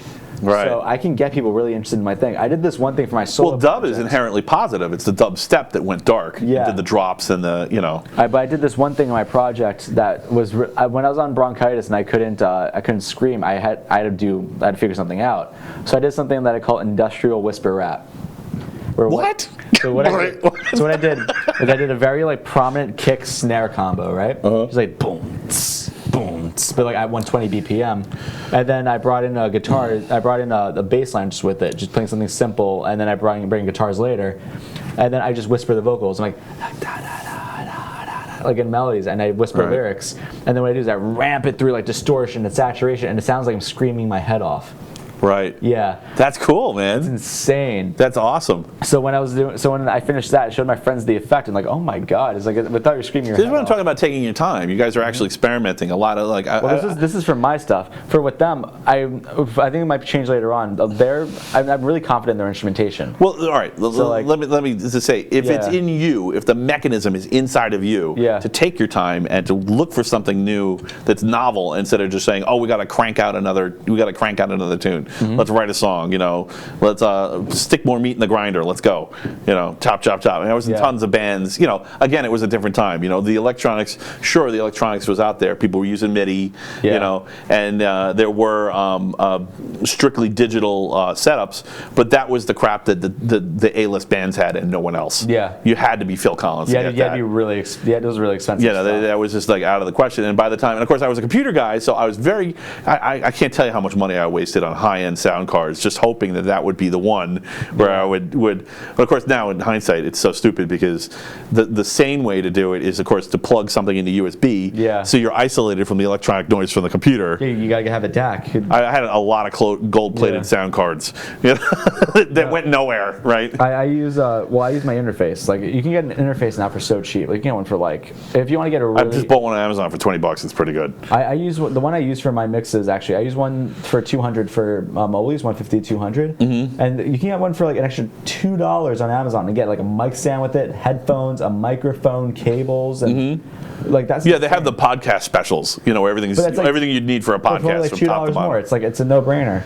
Right. And then I have the one I use is about $300, and you can get so much out of so cheap. Where back then it was thousands. It was just impossible. It was unobtainable. Even with the thing that got me going about so the thing that I thought was interesting about the cartoon that I did, it really I wasn't planning on getting all this out of it. I was just trying to solve a problem, which is everybody's asking me what's a technocrat. Yeah. And watch the cartoon. Okay, now I get it. Yeah. Right. 1 minute long. Easy. Yeah, really easy. And then everybody loves a cartoon, right? Everybody's doing stick figure wars in the margin while they're in class. So, but I realize that your creative talent is just as important now as your performance talent. And I think, and this is actually something I think is happening in the broader society, and this is actually partially what's responsible for the technocracy. Is that really in a world of robots and automation, all that matters is creative talent.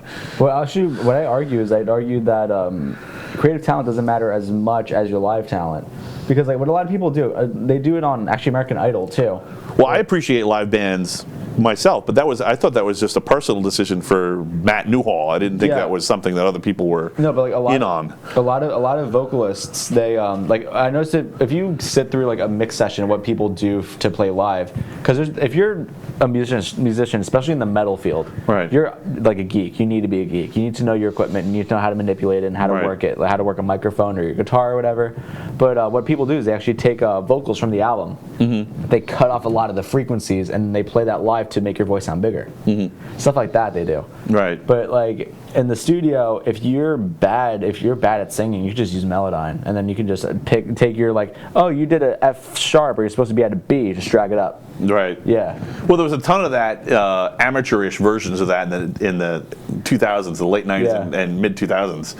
And that was it became a running joke. It became an SNL skit after a while. There were so many pitch shifter. There's a band named Pitch Shifter. Yeah.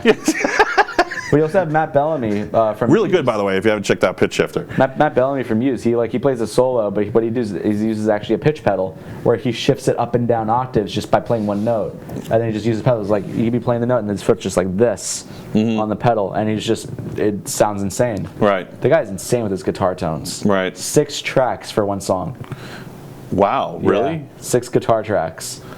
That's crazy. I mean, of course, well, then we're back to the thing we were talking about before. If you go too far over the edge, then you go live and everyone's disappointed. No, but that's the thing is... that was like the Led Zeppelin secret, right? You make a recording that sounds live. Yeah. But, so when you go live, everyone gets exactly the same experience and they're not disappointed. Well, then you also have, now we have... I'm not saying that but if what you said is true, and live is the most important part. Well, it's still phenomenal live. But what we have now is we have line 6 Helix or Kemper, things like that, which are amp modelers. Right. They're like footboards you can put in a rack, and that simulates amplifiers. And we don't need to buy our Mesa Boogies or PUs or whatever. You don't always have to do that. Some people use it for effects, but you can do all those effects and patches through the simulator.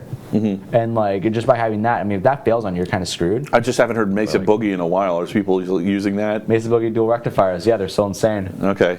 A lot of people, it's a great sounding amp. I'm very curious. Well, I guess have you met with these guys and actually sat and played in one room yet, or no? They like I said, they approached me a couple months ago.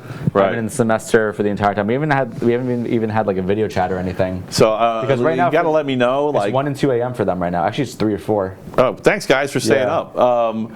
So you gotta let me know when you guys actually meet and play if they have the typical guitarist 6-pedal layout, or if it's just one pedal run to a computer now. I'm kind of curious. It's been a while.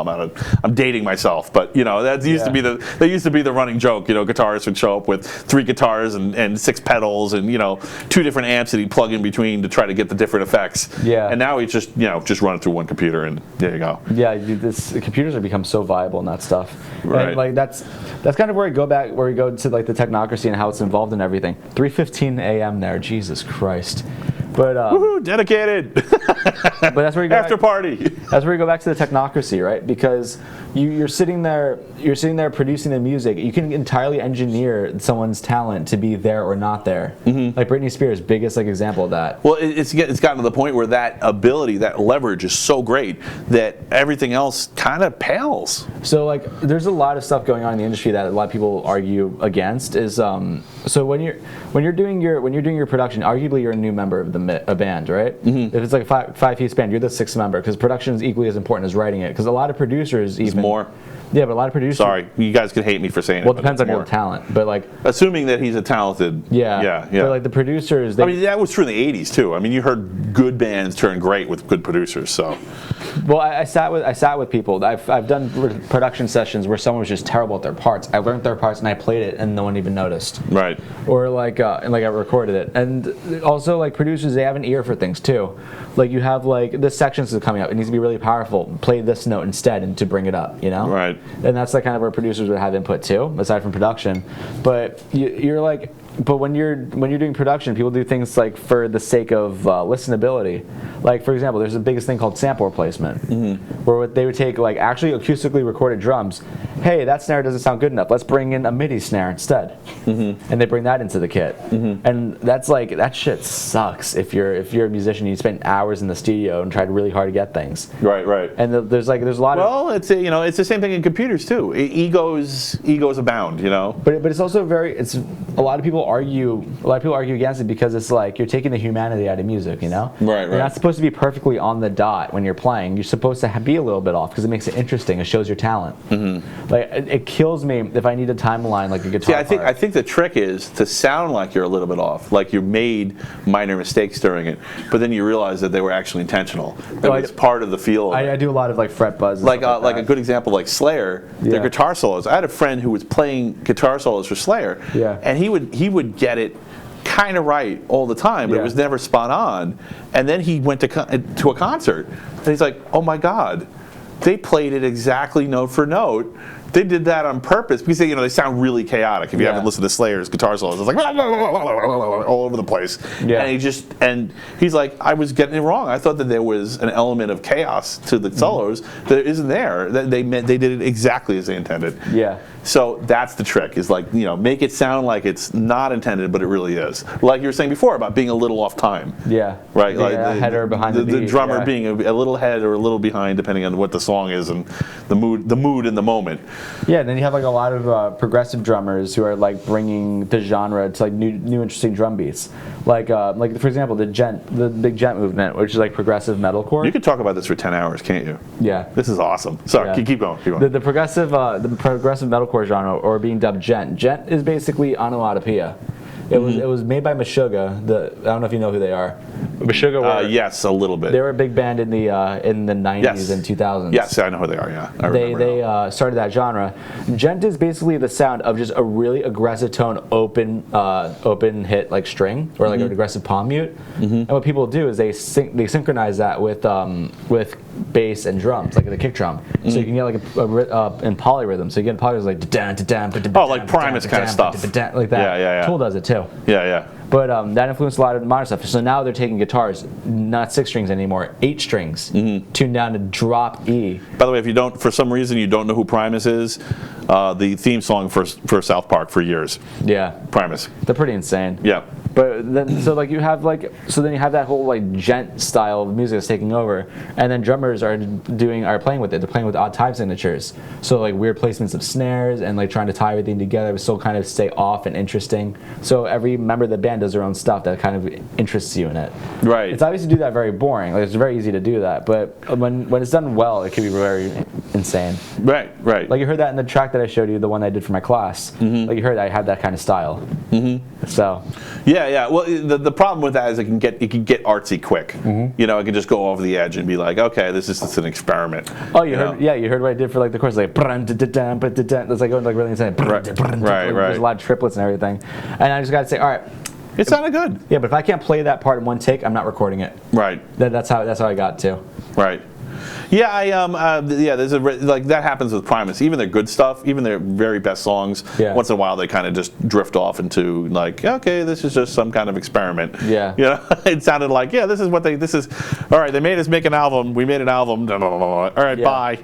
But that's what I like about it's not a lack of technical talent. I mean, I'm sure that it's just them having fun. Yeah, it's just them being silly and goofing off, and like we're just gonna go where our hearts take us and not plan this out meticulously. But that's why I like which can be good and bad. That's why I like Bear Ghost, though. Bear Ghost, they're very much like when you listen to them, you can't help but have fun. It's just impossible because you can hear they're loving every minute of what they do. They're interplaying off each other so much. Their band's literally called Bear Ghost. It's like Right. Their first EP is called "Your Parents Are Only Marginally Disappointed in Your Musical Tastes" EP. Really? Their first album is called Blasterpiece. Nice. And it's like they have songs like Funkle Phil or Necromancin' Dancin'. Why do I not know about these guys? They're not known at all. Oh, okay. And that's why I was like really shocked. That's what I liked about this band. They reminded me a lot of them. Yeah. But listen to that first EP; it's amazing. I might like them too because I really like what I've heard. So Yeah. So they, like I said, they mix. yeah, it's funny. I wanted to interview you before you played that band for me, and then you Yeah. played it. I'm like, oh yeah, we're doing this. Yeah. Thank you. No, thank you. I'm glad to be on.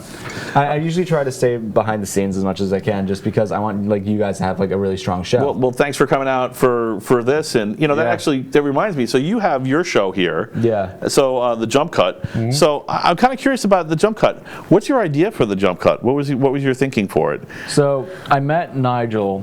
We had another show on this network a while back. Yeah, I should give Nigel credit. He's also on the show, and Yeah. he's good too. Nigel's amazing. It's basically like a 50-50 split, even though Nigel does like the 60 and I do 40 more so. Right. I'll argue 90-10. Hey, everybody's bringing something different to the table. Yeah. I think you guys are definitely different, and actually that's great It because works. man, there was so many shows in the 80s and the 70s and the 60s where there'd be a sidekick and they were just a clone, a bad clone of the Yeah. host, and it's like, oh come on, this is boring. No, man. we're both our own independent people. Right. But I met Nigel because he was doing the show. We started talking for a bit, like just one day, and we were talking about movies. And we found that after every time I engineered that show, we were just talking more and more about movies and like video games and stuff. Like, oh, did you see this or this or this? And it was usually me, him, and Mark having a conversation about that. Right. And it got to the point where like, why don't we just do a show about this? Yeah. And like we'll do a name that's like called like a double entendre or something. So I gave that to Nigel because Nigel's an actual comedian. Like he did stuff at Comedy Central. He did this incredible. I didn't know he was on Comedy Central. He All did. right. He did a lot of like spots for them, and he also Cool. did this hilarious thing. Does he do writing or does he just do just acting? I just think. acting? Okay. But he did this thing called on a YouTube miniseries called was it? I'm trying to remember her name. Anya Marina, Independent Woman. Mm-hmm. That's the name of the show on YouTube. Hilarious. Each episode is like 7 minutes long, but I never laughed that hard like this year until I saw that. And what was this? It was Anya Marina, and then it's Indie, Indie, Pendant Woman. Okay. Okay, got it. Yeah. So And where is it? Where is it? Is it? It's on YouTube. Okay, great. Oh, it's free. Got It's it. not even YouTube Red, but I recommend supporting them just because it's so great. But Nigel has that experience. He has that experience where, like you said, with the audience in his head, where he knows how to really work that audience, and he's really good with the comedy side. Right. And I have like that really dry, sarcastic sense of humor, where it's like it can be at points it's like self-deprecating or whatever, but I do like as part of like my shtick. Right. So actually, I wanted to ask you about that. I bet you didn't think I had a question about your your dark humor. My dark humor. Is cringe a strategy, or is it just who you are? You know, What do you mean, for me to make people cringe? Yeah, like the cringely moment, the awkward silence, when you guys look at each other, and go, what? I think Are you? I mean, like adds right to the- now we're flowing, so I know that you don't have to do that. it adds to the production of the show because if you allow room to breathe, it kind of also adds some humor to the comedy. It's like we're live, we're not produced. Right. So there's going to be like little like stuff going wrong here and there, right? It can't be perfect, and it adds to that tongue-in-cheek humor of it. Where me and Nigel, we can be talking about a topic, and Nigel could say something just so out of left field. I'm just like, what?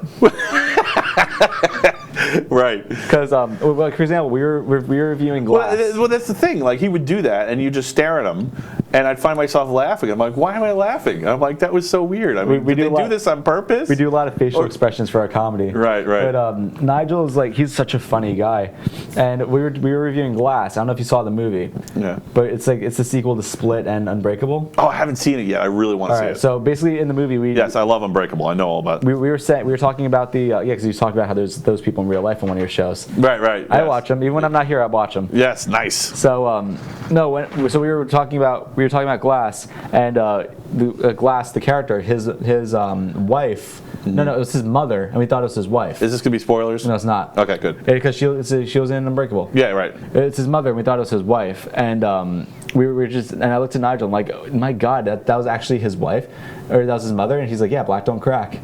And I'm like, Okay. Wow, okay, just go there, man. Just that's fine. But Nigel, like, he has that really good sense of humor. I think what's also good. How far can I go? Let me just nudge the bumper right over the cliff and like, oh, we're gonna die. No, we're not. But also, what's good is that is like we also have that diversity in. Like, honestly, to me, that's the only redeeming quality of political correctness is that it gives you it gives you a line not to cross so that you can cross it because then it's funny. Yeah. Well, humor's always at the expense of something. Right. But like regarding that, like well, the source of humor is pain. Twain said that. Yeah. But like me and Nigel, like fortunately, since we have the diversity in our cast on the show, we can tackle reviews without like having to worry about political correctness involved in it. Right. Like Black Panther, for example. Right. I wasn't too much of a fan of the movie. Right. If I said that and I was on a show with just a white co-host, I would be crucified as racist. Right. You know, and I hate saying that because that's like. Well, it's kind of BS because all right. So the problem with that is that I know what you mean, and you're right. You're not wrong. You would have been crucified depending if it was popular enough people heard about it. Yeah. But the problem with that is it assumes that people have no creativity. Further, it assumes that people our intentions are bad and that they're not heading towards integration and they're not heading towards compassion. Yeah, sure, go for it, man. No, I'm gonna do something lighter. I don't think I can handle that. I'm a wimp. Yeah. Political correctness drove us to drink here, people. This is serious business. By the way, I recommend this. I'm not sponsored by them, but it's $13 whiskey and it's smooth as hell, and I would pay $30 for it. Really? And you can get 2 bottles of this for the price of 1 Jameson, and it's better than Jameson. I'm going to bring a bottle and charge you $30 for it. No, that's a business model. Oh dear Lord, I screwed the cap. Oh well. That's all right. You know what? It's a theme. It's not. You just have to drink the whole bottle because you can't put the cap back on or the cork back in. Yeah. Cheers, man. Cheers. Cheers. Yeah, I You want to try it? All right, I'll take a sip. Is that weird? Can I sip from your glass? All right. It's the gingers. It's nice, right? Oh yeah. Yeah, my face is on fire. Thanks for that. I'm a black with not black. I'm gonna coffee. I drink straight whiskey though. Really? Yeah. Nice. And it's terrible as a vocalist. Yeah, you know what? I'd say it puts hair in your chest, but I don't need any more hair, man. I'm good enough. I'm fine. I'm fine with that. I don't need any more hair, please. I look like a polar bear when I take my shirt off. But yeah, that's what I'm kind of grateful because too much information, I know. Nigel also, he does a really important job on the show too, where we do geek news. So at the beginning of every show, we basically go over all the latest in geek stuff. So this week, little spoiler, we're going to be talking about the Sonic trailer and all the news going on with that. But Nigel does a really good job. Yeah, Wonder Woman's kind of overrated. The last act is pretty trash. Yeah. But yeah, that was. I completely agree with you. By the way, first 2 acts were Captain America. Yeah. But women. Oh, anyway. But anyway, looking at the with the show, Nigel, fortunately, he has like the big feed of he has a big feed of stuff, geek news that he sifts through, and he pulls out the most interesting bits, and we talk about it, and we give our opinions off of it. And I kind of hate how Nigel doesn't give it to me ahead of the show, some of the stuff, but I love it at the same time because it gives me like real-time reactions to it, and then it creates for like the interesting dynamic. And I feel that when I'm just going over stuff with Nigel regarding that, I try to hold back my reviews too and not tell him what I felt about the movie. Right. Like, for example, Endgame, so many times I went on rants about it, right? Right. Like, we you mean not Endgame, you mean? Not Endgame, Infinity War. Aha, see, I am listening. Yeah. With Infinity War, I just had some opinions that I didn't like about it. I went over the top on the show, but in brief, basically what I felt is I didn't like how the movie was meant to only be seen once with drama that only builds up for one-time viewing, and I didn't think that it needed to be that long. I just didn't think it needed that. Right. So but looking at Mark's he's waiting to see if I'm going off the wall. No, it's fine. I like this. It's good. But is it coming off? Oh, I'm sorry. Thank you. Am I good? Yeah, this is completely my fault. I'm obsessed with lapel mics. Let me lower this a little bit. I just wanted to say while you're doing that I think I was a little overly paranoid about table mics. Yeah? Yeah. When I actually went back and watched the recording from the last episode, it wasn't that bad. I did actually hit the table at one point, and it was just a subtle thump. It wasn't like it wasn't like a thunderclap. Compression kind of amplifies. I thought I was going to become Thor or something, But like when someone does like this, when they're talking, it's kind of a bit much on the mic. Yeah. Because a lot of people don't know that they like just slap the table out of laughter. I still like this because that way, I can tell you this because you're a different kind of, you've had a different experience with public viewing and showbiz. I forgot we were drinking fire. I got all over my mustache. I'm why is he making a face? I got all over my mustache. That I forgot what the hell I was saying. Yeah, well, whatever. It doesn't matter. No, but anyway, when I review movies and I try to give Nigel not like the full understanding of why I hate something or why I like something, right? It kind of gives us reasons to banter. We could both like a movie, hate completely different aspects. Well, I think in that show, that's why I was asking about this, because I think in that show the banter is half the product. That's what I was going for. Right. Because I work really hard to find like co-hosts that I could banter with. Like tomorrow on Facebook, everything okay? Everything. So tomorrow on Facebook, or not Facebook, on Twitch, I do a stream called Steve Squared. Okay. Where I have a friend named Steve that I've been talking to for like 6 or 7 years. I met him actually on Xbox. Lilac has a math conspiracy, so I know what you mean. Yeah. I bought actually a shirt from this band called Steve and the Not Steves. I met the vocalist, and he said I'm not allowed in his band because I'm named Steve. Really? And he gave me a shirt that says Steve with the circle and a line through it. It's amazing. The T-shirt's already made up. You're not in a band. Yeah. we did the opposite of that. We got a guy into a band once by telling him the T-shirts are made up. You got to come. Jesus.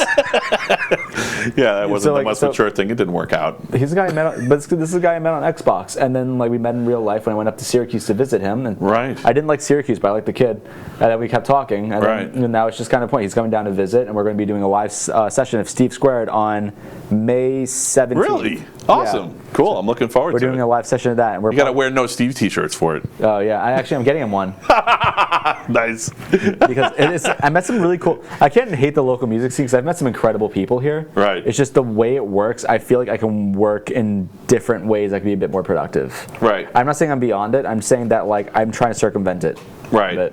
No, I hear you. I get it. And actually, the music scene doesn't. I'll be crucified for that. No. They should get it because the problem is, there's special financial attributes, particularly now compared to like the 80s or the 90s of Long Island. I mean, people who it's expensive to stay here. Yeah. So it makes people think about their career harder, and unfortunately, I think it panics artists sometimes into turning their back on their art. Well, so it's like they're just like, forget it. I can't do this. I gotta go get a job doing something in a corporation in a cubicle farm. But like you can be above any average artist just by caring, Right. If you give a crap, like you practice your parts, you work hard to write really interesting riffs and interesting melodies and vocal parts and drums and whatever. If you focus on that, you get in the studio and you show that passion and you take your time with it, it's going to show. Success is really just getting up one more time, then you fall down. Yeah, I mean, I was always, ever since I was young, I never was a lyrics kind of guy, right? Mm-hmm. Whenever I listen to music, I listen to how things sound, so I can know the melodies by heart, and I can know the lyrics by heart. I won't really connect what the lyrics mean. Mm-hmm. And I know the guitar tones and everything. But ever since I was a kid, I listened to Tool growing up. That's one of my big bands. Right. My first actually album that got me out of like I listened to Bon Jovi when I was like 3. When I was 4 or 5, I started listening to Avenged Sevenfold. Right. Okay. And then like Atreyu and Tool and like those kinds of bands. And Tool, what I always found interesting was their lyrics were always social commentary. Mm-hmm. Like their song Vicarious is talking about people being glued to the TV to the point where they would watch the news, and by watching the news they would live vicariously through like the killers and whatever, giving those people fame, thus giving them their lust and like for blood that they wanted. That first album of theirs is all about psychopaths. Yeah. I mean, like if you're like, what's a psychopath? Go listen to the first Tool album. Then you'll understand. So, but yeah, the song Vicarious is like very much about that. And then you have Avenged Sevenfold, who explored. Their name itself is from the Bible. Right. Where like, I think the verse said he will be avenged sevenfold. Right. Yes. And and when you're looking at the band, they talk about a lot of biblical themes, like the beast and the harlot, talking about a succubus, or Bad Country, which is because Old Testament is very metal. Or you're talking about what's it called? You're talking about like Bad Country, which is written about fear and loathing in Las Vegas, the book and movie. Mm-hmm. But they said in the movie, I believe, or in the book, the quote was, "There he goes, one of God's greatest creations, much too weird to live and too rare to die." Okay. And they've quoted that in their song, "Too Weird to Live, Too Rare to Die," and that's like the big thing that they went upon, and they just built that whole song about that kind of drive. That I don't know if you saw Fear and Loathing in Las Vegas. I didn't. The movie is basically about. It stars Johnny Depp. It has Tobey Maguire in there too. Mm-hmm. It's a drug fueled just like opioid fueled ride going down. I think it's on my bucket list now. I gotta watch it. It's going down the Nevada desert to Las Vegas, just on these insane drugs and experiences they have on the way down. Nice. It's incredible. Yeah, it's having done that drive. We went on this cross country trip and we drove from Southern California to Vegas, and I could see how that would happen. I mean, especially if you were not totally sober on that trip. Yeah. It's a pretty trippy landscape because you're going through these enormous mountains, and then you get it. When we got into Vegas, there was a rainstorm, so it's desert and there's a rainstorm, and nobody knows how to drive in the rain, and cars are just spinning out and falling off the road. Yeah. And I'm like, is this really happening? I'm pulling the trailer like, ah! Oh, it's scary. Have you ever driven in Colorado? Oh yeah. When you're going up the mountain, you have inches on either side. I also get paranoid when I'm driving through certain bridges going to the city. I have a V10 in the van, and it was a small trailer, and we were doing 50 miles an hour with the hazards on in the right lane, and the engine was at full steam because it's not only the uphill, it's the heat and it's the lack of air. Yeah. And it just. But they can get some really tasty pizza out there. Yeah. Yeah, and in Colorado, some of the best pizza I actually had was from Colorado. That's why I say the water argument is complete bullshit. Should I spoil Colorado beer? I assume you've had a beer in Colorado. I haven't had a beer in Colorado. Oh, okay. Well, good? You want me to spoil beer for? Go for it. Okay. So whenever you're up high, at high elevation, alcohol is more powerful. Oh. And they'll actually warn you in restaurants, don't drink too much until you're used to it, because it's about 30 to 40% more powerful. So you'll have 2 drinks and you'll be blitzed. So if you're in the mountains. That's really interesting, because I know. If you really love alcohol and its effects, I think you can amplify them by going to the mountains. But I came to a conclusion that I personally made, and I have no visible proof to back it aside from anecdotal evidence, is I think that atmosphere is more important than the water when making pizza. Because I had this gorgeous slice of pizza when I was in Colorado, and it was incredible, some of the best I've ever had. I had 2 different types that were insane. They actually put honey on their crust. I don't know if you knew that. No, I didn't know that. But it's tasty. And then that's interesting. It does make sense because cooking is just chemistry. Yeah. And from a chemistry point of view, the boiling point of water has changed. Yeah. So of course the way the dough is going to rise is going to change. But then and then the way that the water is going to boil out of the cheese is going to change. Yeah. So the cheese and the sauce will be more moist. Yeah, it makes sense. But then you come to New York, and we live in a moist climate. We're right by the water. We're flanked by water. Yeah. This is so that's another reason why I think it's good here. So it's a nightmare. It's 90 degrees and it feels like you're in hell. People say it's our water, and granted, Vegas had some pretty disgusting water when I was there. Right. But people say it's our water, and I just don't think that's the case. But anyway, that's my mild pizza rank. Because I also said that was Scotch. People were like, Scotch. It's just a callback to the Rome. People say we want to think we're Rome. The people say that Scottish water is what makes Scotch like really smoky, and that's not the case. I doubt that. Yeah. Give me the exact method they made Scotch with in Scotland, and I will make it in Long Island, and it'll taste the same. So actually, it is possible. So I don't know if you know this, but in Scotland, they have a lot of artificial ponds. They have some of the largest number of artificial lakes and ponds. Well, they just dig it out and drop water in and fish? Ah, see, there's a trick. So when you want to make an artificial pond, what you do is you dig a hole and you set up a pigsty. And you leave the pigs in the hole, and then they walk around, and what they do is they turn the soil, and they actually turn it into a clay layer at the bottom that holds the water in. Wow. So that way it retains the water. So it doesn't go to the top soil. Up until fairly recently, we've only figured out the chemistry of this kind of stuff the past 100 years. So up until fairly recently, Scotland was unique in that they had all these great man-made water holes. So this is bothering me because I'm expecting wine, I'm getting whiskey. Nice. So it is possible that there is an element, especially if they're using that water. It could be pure enough, but because it's a stagnant pool. Yeah. I mean, you could probably start with anything, right? If you're if you're distilling it that much, nobody's going to get a disease from the end product. So who knows what they're sticking in their water? Yeah. Listen, I got to try it. I got to do a investigation.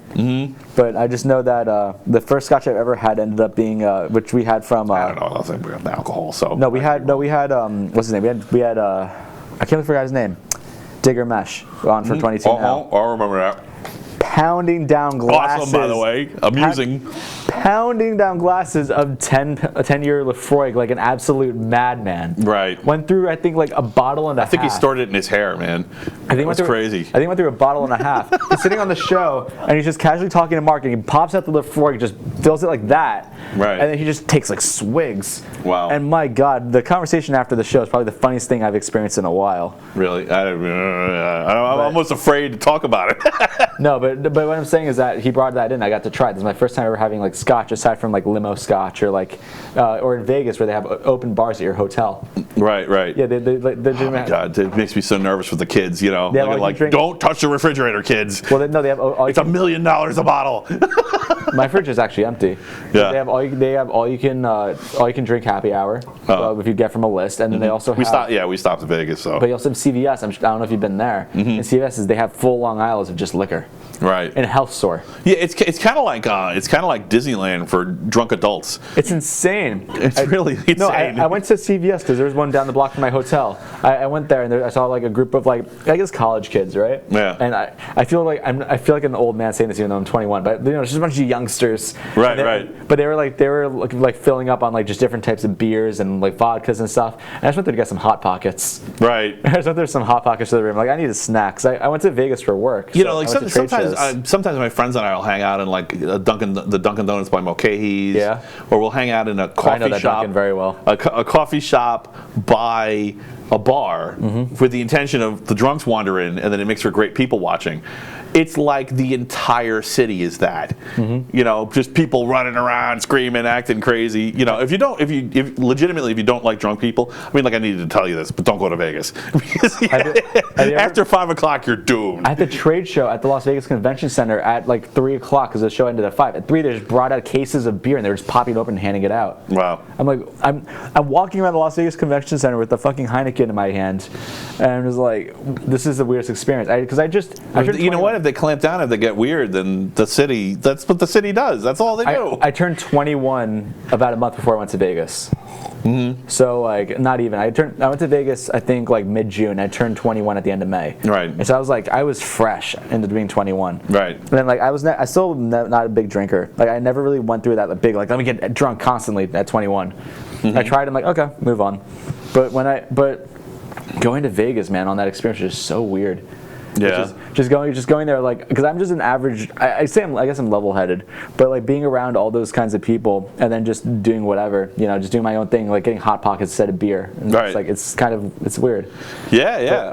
But, it's a lot of fun. I wish if I never went to Atlantic City or Vegas or anything like that when I was young enough that I was single. Yeah. You know, I met my wife when I was really young, so you know, I kind of like missed out on the single life to some degree, but yeah, I mean, if I was single and you have the money and you're looking for a quick, easy, fun vacation, and you have money for that $7 withdrawal fee at the Vatican.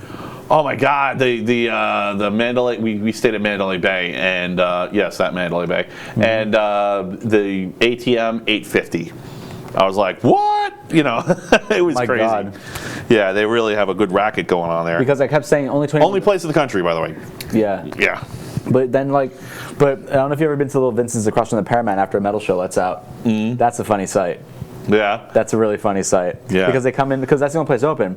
So the drunk guys come in for because at Little Vincent's, what they do is they have delicious pizza on its own, but then they put cold cheese on top right as soon as it comes out of the oven. Okay, interesting. So apparently the reasoning behind that is so drunk people don't burn their mouth when eating pizza. Apparently that's the reason. So it's a little slippy mosh dude on your pizza. Yeah, no, but you know what I'm talking about, right? The mop sign. Yeah, but it just has a really cool consistency. You got a slice of pizza. It's covered in fresh mozzarella, and has you got it on your beer too. Oh yeah. I have a drinking problem.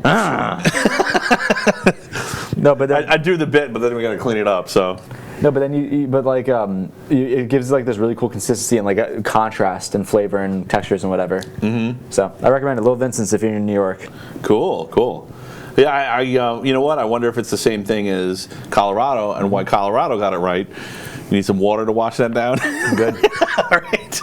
That's a little scary. You know what's scarier is when it starts to, I think that's a subtle hint that people use to figure out how drunk someone else is getting. When the whiskey doesn't bother you anymore, It just doesn't bother me. then it's trouble, right? You know, Yeah. then you know they're starting to feel it. Like you Well- can switch when you're at the switch to cheap alcohol moment. I'm actually. Okay, switch to the cheap beer. I'm surprisingly, one thing I noticed is like I'm under alcohol. I'm really so one thing that I guess is the case. Correct me if I'm wrong. If this is different for you, but I feel like alcohol amplifies your personality. It does. So like, I'm overly critical of everything. Right. So when I drink and I'm listening to music, I have like some really good mastering headphones. I listen to this I think it's an 18-minute song from Between the Buried and Me called "Swim to the Moon." Right. Starts with just like chimes and like just that kind of water sound, and then it just goes right into it. Okay. Insanely cool song. I heard it for the first time when like just sitting there with like red lights and listening to it. I'm like, what's going on right now? I was like, trying to count like the beats, count like the time signature changes. And So I got to tell you, like one of the things I think that scared me about being a musician, and still would scare me about being a musician and being in that world professionally, is the idea that your workflow somehow incorporates drugs or alcohol. never for me. You know, like, I mean, because if it becomes part of your workflow, then you're a slave to it. You're stuck, and that's how you get your life ruined. And it never happened to me, but I saw it happen to other people. I saw other people just downward spiral. If you have to be under the influence to create, I'd argue you're not an artist. Right. Like Interesting. It's one thing it's one thing if you can't create. That's a scary argument, man. Be careful. There's some people out there would take you on that. It, though. There's a big but right there. I can play devil's advocate, but I'll let you go. Go for it. But I do acknowledge that being under the influence gives you different perspectives. Yeah. So that's one thing I do get. Like Yellow Submarine was made under the influence, and like was it Around the World from the Beatles? Right. Like that was made under the influence. But then you have like. But like Pink Floyd, man. but there's some. Well, Pink Floyd actually have only. What was it? The second album, and they lost somebody to LSD. Ugh. No, but when I was but like you have if you can create something like really interesting and cool with like being sober, that's fine. But I feel like being under the influence could give you a different perspective, and that I That's understand. True. Yeah. But I feel like you need to have your wits about you when you're creating something. However, I know this tattoo artist who makes some incredible pieces under the influence. Right. Like some of his best work I've seen was when he was like stoned. I know. There's both paces, right? I mean, I will not argue that that there aren't amazing creative works from people who have been under the influence. And if anything, that's the thing that scares me, is that I feel like I've ever gotten to a writer's block, I'd be tempted into it, and then I never be able to pull out of it. Yeah. I know people will probably look at me drinking on the show like, this guy's a lush. I've never drank this much wine in my life as I have in the past 9 episodes of the Technocrat Live. I mean, this is like, I am not a drinker. The most I've ever drinking was on a wine tour. I mean, it makes. I got to be honest. One glass of wine makes me more comfortable, and that's the thing that scares me, is because like I had alcoholics in my family. Yeah. My grandmother was an alcoholic. My mom was. Look who's getting opened up now. Yeah. Well, no, but it's no. It's, you know what? I've always been from the perspective of privacy's dead, right? So people know this. If you ask around, you'd be able to find this out about me. There's nothing I'm saying on here that isn't already public, because everything's public, more or less. I try to just get rid of it if I couldn't keep it public. If it, there's things that other people do are not my fault. So I could just keep this private, but why? My grandma was an alcoholic. Actually gave her cancer. She almost died from it. Jeez. And my mom, she was. She had some bad drinking episodes, and it scared her, and she just stopped cold. Yeah. Partly because of my grandmother, and also partly because of her own experiences. And so it's scary. I mean, so far it's just been moderation, so I'm not worried. But I mean, you can get your antibiotics from it. It could go wrong. It could go really wrong. Next thing you know, it's I'm looking forward to the show just so I could have. It just, there's so many stories in showbiz of that. Because it's scary going out for the people. There's a lot of risk. Like I was saying the other day, you gotta psych yourself up. I've got a successful career in technology, as a sysadmin. When coming out here, I'm taking a huge risk, doing this show, because I could say the wrong thing and I'm done.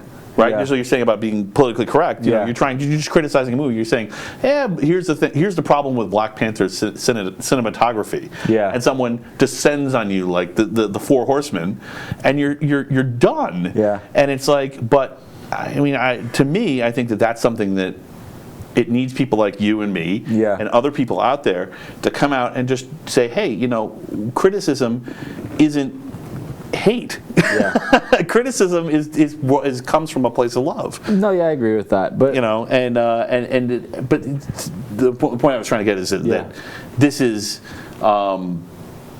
It scares. I on the one hand, I like it. On the other hand, I'm scared by it. It should scare you, right? No, it should. It's like I get fully where people are coming from with that, but I just think that I don't know. I have like one glass if I'm like really either I want to sip at something or if I'm just like really needing something at the moment. Yeah, but. I find it better to rely on your emotions. Music is my crutch. Right. That's how I've always been, man. Oh, okay. Like I had stuff where like that's really hopeful. I'm glad to hear that. Hear you come from that perspective. Yeah. That's where your go-to place is. Oh yeah. Regardless of what state you're in. Like I do something with my diaphragm that uses 100% of my vocal capacity. You know. And Mark listened to some of my tracks and was like, were you on drugs when you made this? Well, I think Ozzy Osbourne brought Black Sabbath's first album and like played it for his mother or something, and she's like, "What are you on drugs?" But no, I just work really hard to put what's in my mind on paper. Because like, for example, you're like, let's say you're in a really bad breakup, and I hate going back to this, but it's the instantly most relatable feeling, either from a friendship or a relationship. You take that. You write guitar parts, you write whatever, you write vocals, you record it. Once you record it, it's out of your system, and it's on paper, and you can store it on a shelf forever and never look at it again. But those feelings are out of your body, and like it's just a library of like what you did during certain times. So this is interesting. This comes back to the thing we're talking about putting holes in your hard drives. Yeah. Are you hesitant to put holes in your hard drives? Like, what if there's a treasure on there that I've forgotten about? No, because I have really large capacity hard drives that I won't stop using unless they die. Do you keep bringing your data forward? Because data curation is becoming a huge thing in the IT industry. Like, how do you deal with 10 generations of computers worth of data sitting on one hard drive? Some of that maybe you don't want around. I build my own computers. Like I build computers for this office. Like I'm really like good with that stuff. Like one of the. Are you an AMD or an Intel guy or an Apple guy? Not Apple, unless it's a Hackintosh. Okay. I respect where they are for certain fields. There's some fields that it's better to have an Apple device. Like if you're using Pro Tools and you need FireWire. So the nice thing about Apple, I'll tell you just from the command prompt is way better. The command prompt is essentially Linux underneath. Yeah. And the nice thing about that is you can give the Apple part to the secretary and you have the Linux part underneath. Yeah. So if you're in that situation where you're needing to set up a secretary's computer and especially if you're doing like 1,000 of them. Yeah. And you can afford the Apple price, the Apple tax, then it's a nice way. But so you're a Windows guy, I guess? Well, I use Windows. I'm trying to get into Linux. Yes. Anything I can do to help. Windows got really good though. It got really scary, but it got really good. Yes, it is good. It's Windows 10. I'm pretty impressed with. A lot of people hate it. I think it's really well. I never even had the impression of. Yeah. I never had the impression of privacy. So. But I'm a Windows guy, because of support and compatibility. That's why. Like I bought Cubase on Windows. And like I can't transfer it to Linux, like stuff like that. Right. But my machines. And there's always going to be that. Computers are to solve a problem, and the problem's solved through an app, and the app has got to run, or it doesn't. Or it's no good. Regarding Intel versus AMD, I would have said Intel if you asked me a few years ago, but AMD came out with their Ryzen line of processors. Right. And those are, I don't know if you kept up with that, but those are insane. I've been watching. But like they're ridiculously good for the price. It's about you, man. They don't care about me. No, but my. They got enough of me. I built my friend a computer, and he uses it for art. Like he does a lot of 3D drawing and stuff like that, and he has like an actual huge drawing tablet. Right. And he, I gave him a Ryzen 5. Was it a Ryzen 5? I think 1600X. Okay. I think that's the model number. I'm sorry, I'm not super fluent in that. No, that's a pretty modern one. So. Yeah. So I put that in his system, and then I also gave him a 560, I believe, an RX 560 card, and like it just works. Right. It's like it works super well. He can play games really well on it, and I built it in a shell this big using a mini ITX. Nice. So one of the nice advantages of building your own computers now is one of the nice advantages of buying a computer of any shape or form or function. Actually, I think that some of the vendors that sell the prefab computers are starting to dumb them down a little bit. Yeah. Because they're trying to get people to. It's like a planned obsolescence thing. And they're trying to get people to buy another one later on down the road. But that's also where like and if you build your own, you can build a better computer than you can buy without way spending better. thousands and thousands. Apple's getting really good with the margin though between like between convenience of buying the product and like price to build it. Really? They're on I've been out of the loop. So I'm actually working as a pro Apple guy at one point in the server space, which is really weird. They have an iMac. I'm out of the loop. They have an iMac now. So you have like you have the iMac Pro, which is like they're like really high end models with using like Xeon processors and such. Right. But they made a model of the iMac that has an i9 in it. And like that thing runs almost better than like a bottom tier iMac Pro. Right. For cheaper. And that's pretty. i9s are pretty rare. The price gap, if you calculate the monitor and as well as like the same keyboard and mouse, all into that, and like I'm saying, comparable keyboard and mice, not like if you get like the Apple keyboard because that's still Apple tax. Right. But it was maybe like $100 more, $200 more. That's nice. It's really good. Yeah. You sell me an Apple right now. I wouldn't buy it still. Yeah, okay. But the reason I'm going back to that is because I build computers, I don't have to worry about my data getting lost. I put all my data on a D drive. My C drive is just a 250 gig solid state. All my data is on a D drive, including my projects and everything. And if I need more space, I buy a new hard drive, transfer it, and then drill it. Right. Okay. Cool. Well, not drill. I use a sledgehammer. Drill it. It's just more fun. Drill it. They drill it at B&L. They do? B&L is DOE, and it's the only DOE that's not also DOD, so they use all the DOD procedures. Drilling works. The DOD says drilling works. Drilling works. You can't recover that thing. I'll do drilling. Yeah, drill it, man. And it's quicker, too. I mean, don't get me wrong. I appreciate the virtue of Smash. Yeah. But, there's nothing quite like Smash. But I'm getting to a point now, and I'm getting to a point where my computer is still running perfectly fine. I don't even know if I need to upgrade. I'm running I started off with using just a 960. Couldn't get far with it. I built my computer for gaming initially. And I said, I'm like, I'm going to use it for schoolwork too. Don't worry. But like, I started paying for my own components. I'm at an i5 4690K, which is overclocked at 3.9 gigahertz quad core. Runs perfectly. I'm rocking a 1060 or 1070 Seahawk from NVIDIA, a GTX 1070. Runs flawlessly because the Seahawk is the water cooled model with the all-in-one cooler. Right. So it has like the loop in it. And then I'm running like a 250 gig solid state drive, running 16 gigs of DDR3 RAM because that board doesn't support DDR4. Okay. And then I'm running just a bunch of hard drives. And wait, what processor is this again? This is i5 4690K. Oh, okay, all right. Yeah, I was thinking of the i9. I'm like, what i9 doesn't run DDR4? No, okay, it's the i5. Yeah. But it's but I built it for gaming. I barely play games anymore. I just don't have time. Yeah. It's either games or 3 hours of sleep. Yeah, my gaming machine is still a DDR3 machine. So yeah. So I use my computer for audio production. I use it for video production, photo editing, homework, and I you use have it 16 gigs, and that's enough? Yeah, that's enough. Yeah, so I mean, I'm running always. Actually, I only upgraded 16 from 8 because I was recording a track. I was doing guitar, and I heard pops in the recording. And I'm like, all right, I need to upgrade. Plus, Chrome is like a RAM whore, so. Right. Yeah, so I'm actually running OBS from streaming stuff. Yeah. And 16 gigs was definitely enough for whatever. Yeah. So I did some tests, including Twitch, which of course is legit 1080p up.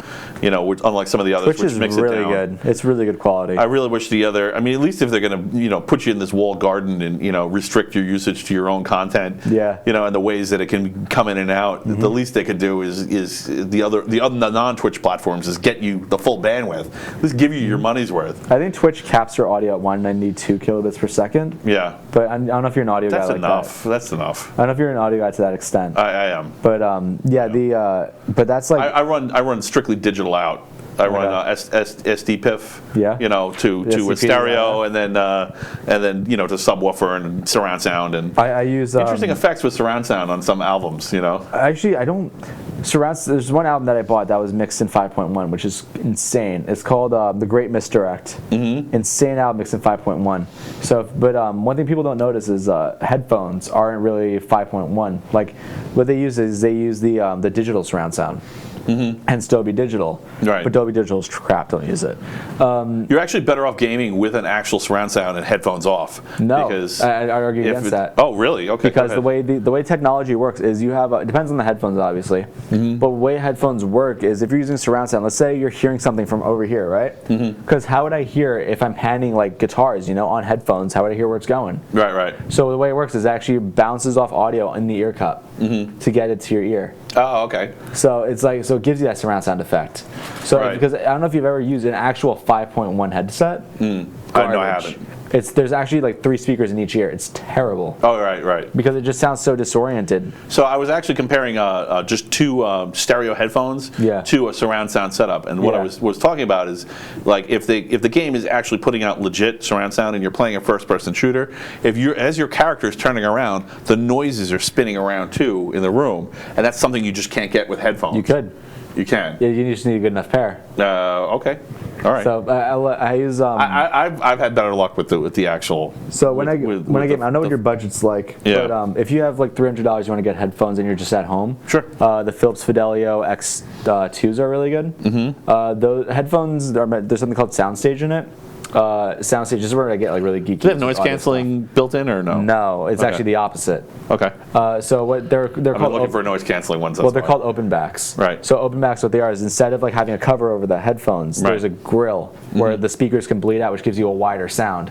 So instead of the sound coming from right here, it sounds like it's coming from here. Like those things are of a really wide sound stage. Really? Okay, cool. So I didn't know that was possible, so that's interesting. And they have a really low impedance of 32 ohms, which could run off of your cell phone. I was just happy when I found titanium based speakers that I couldn't break, at volume, and it would actually have a decent sound replication for cheap.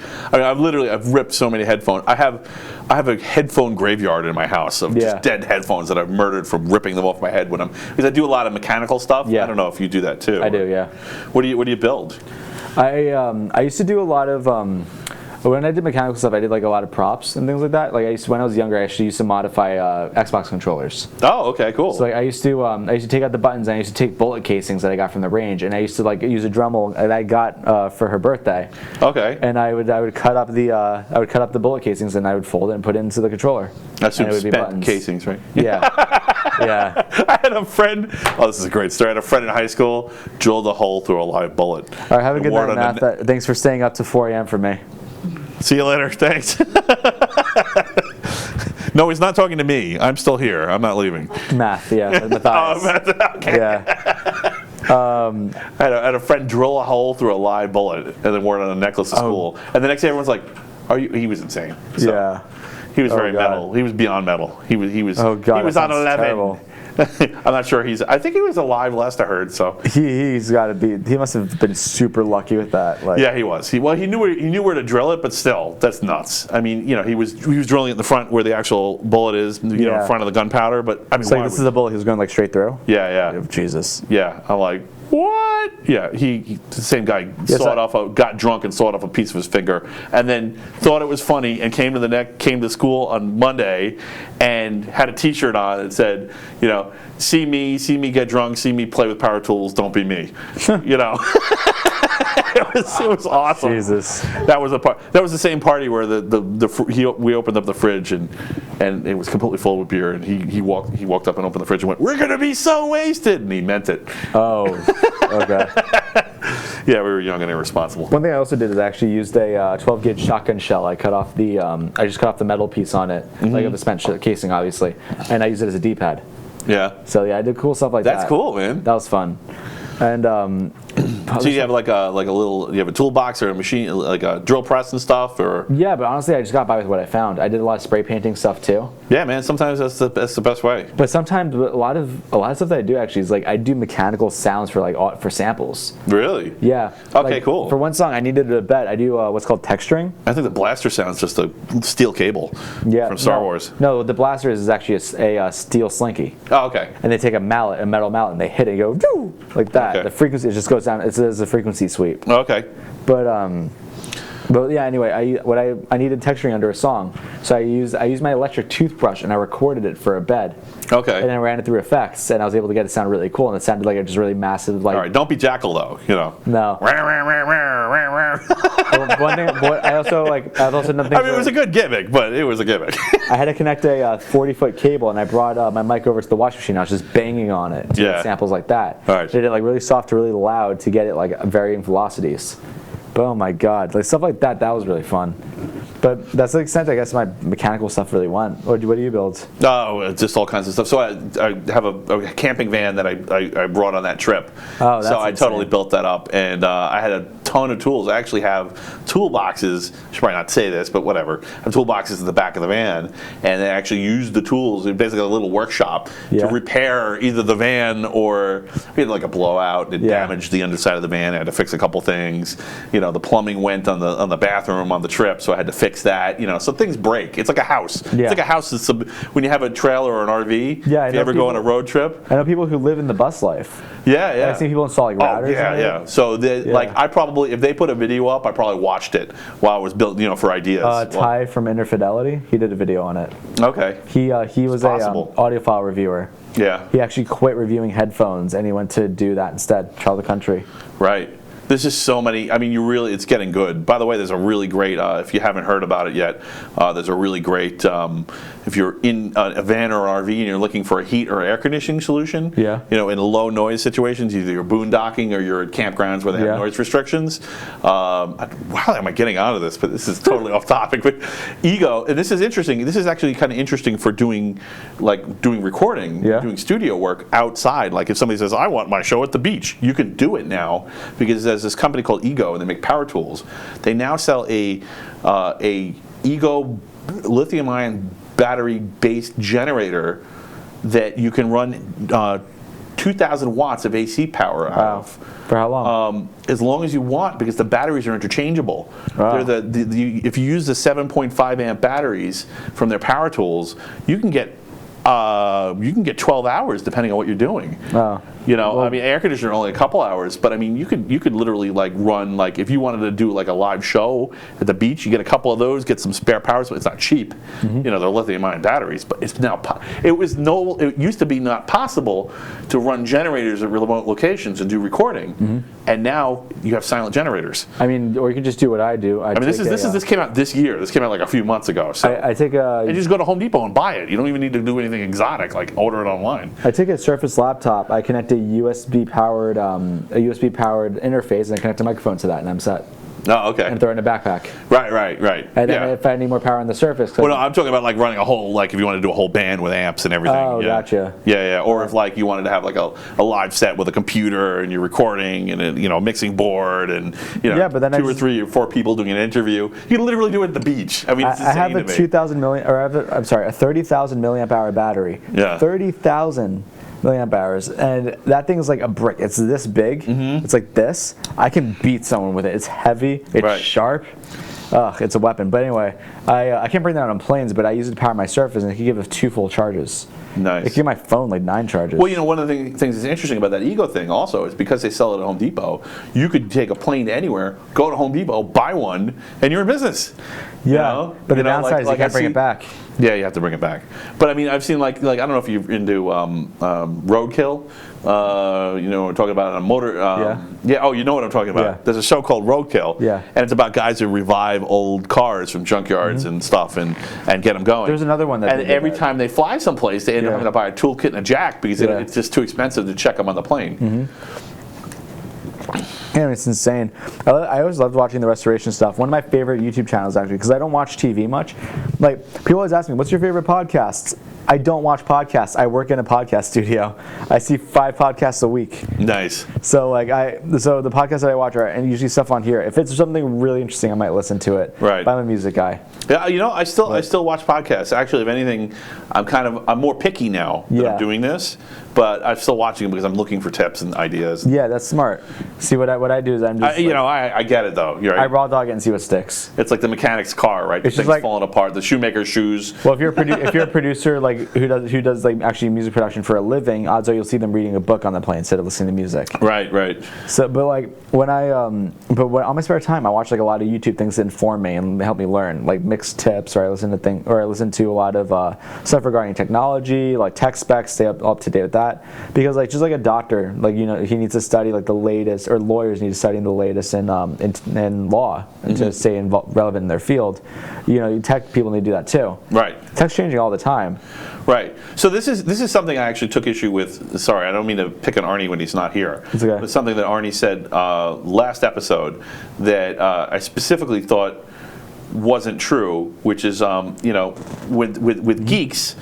He was complaining that I was abusing the word geek, and I used that as one of the hooks for the show, because I think that you can't just be a specialist and be a technocrat. And a geek is inherently, in my opinion, a geek is the same as a technocrat. I mean, they're not the same definition, but it's the same people. I mean, it's very hard to be a geek and not be a technocrat. I'm just peeling back the philosophical layers behind that statement.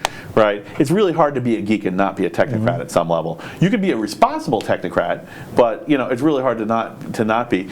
But the thing is, when you're a geek, you're not just studying. You can be a geek and only study one thing, right? So maybe then you're not. But if you realistically, most geeks has studied more than one field, and here's the reason why that's important: because fields converge and diverge. Yeah. Right. So if you're only just have with like tech and music. Right. Like if you didn't know anything about computers, and you were an engine tech, you might have been, what was the character from Dukes of Hazzard that was the mechanic for the Duke boys? I completely forgot. I just saw that movie recently too. Oh damn! Anyway, so regardless, I forgot the name of his character, but like you could be that guy, and you're out of a job because you don't understand computers. You can't tune an engine anymore if you can't work with the computer interface. So he had to at some point say computers are interesting and study it just for fun, or at least as a person who is trying to be a visionary about his industry.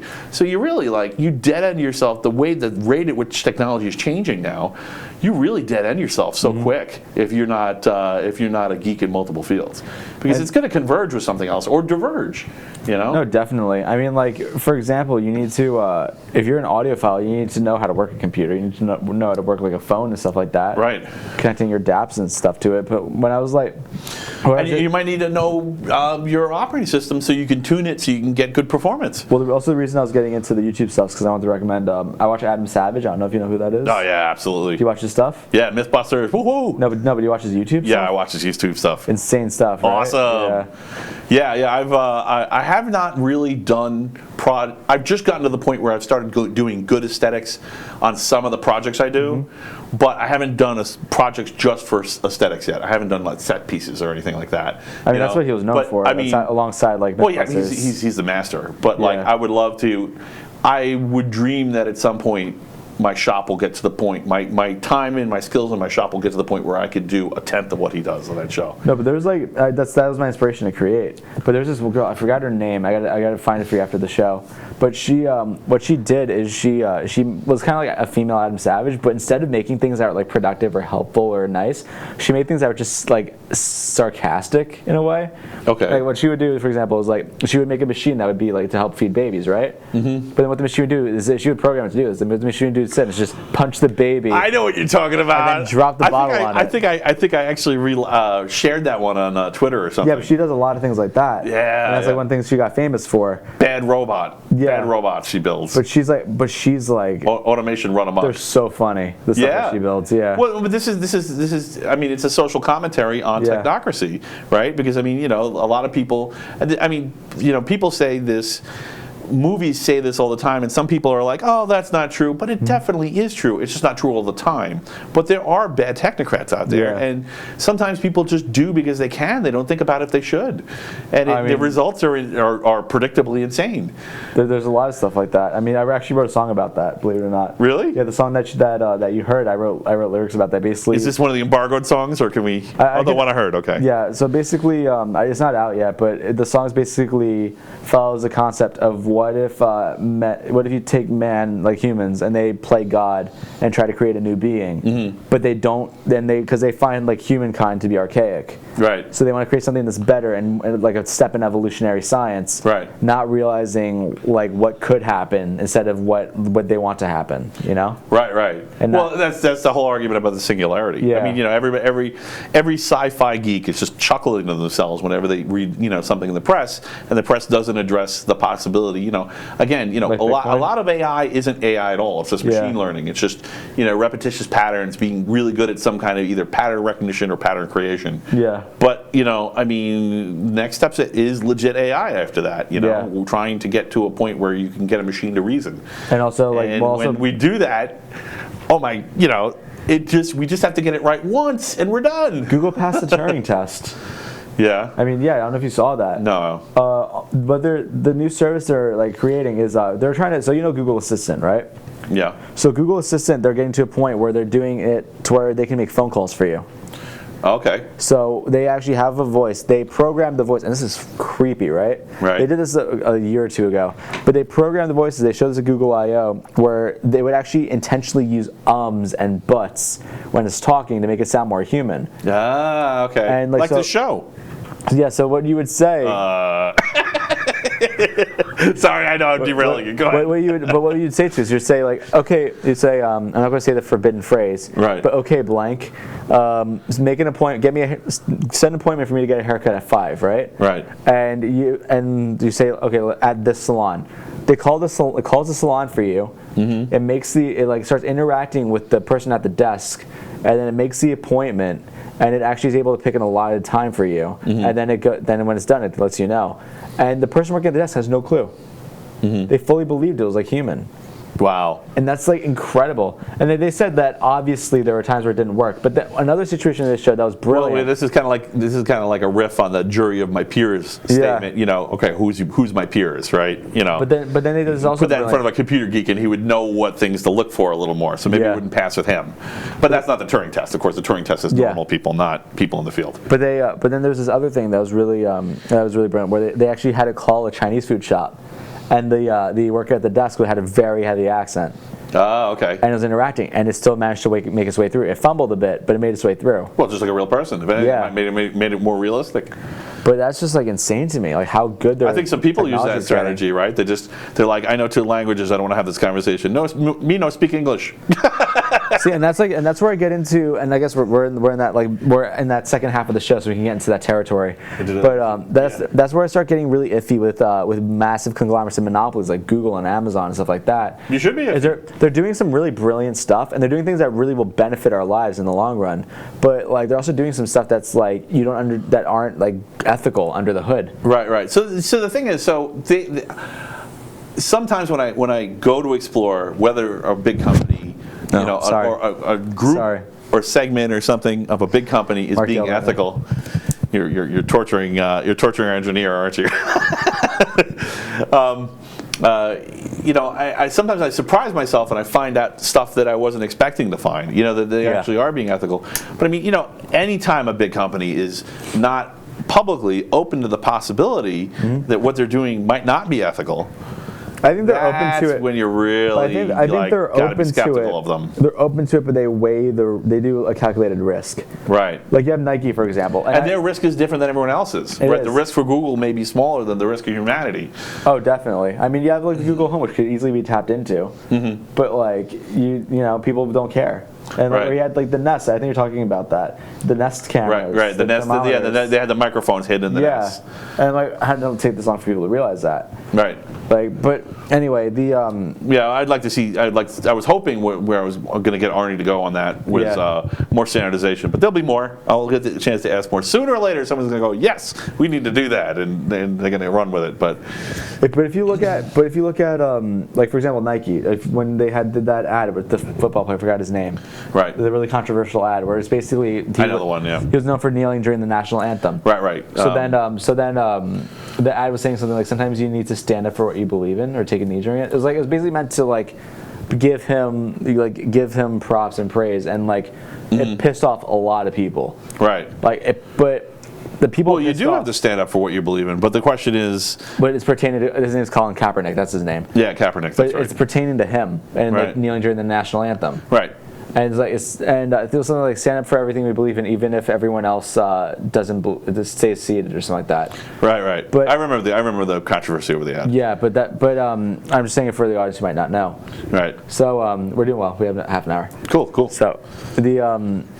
but when you're looking at that ad, people got pissed off. But the people who got pissed off were like middle-aged conservative people, and that like isn't their demographic. Their demographic is mainly like left-wing, like 20s to 30s who buy the sneakers. So or maybe 20 to 40s.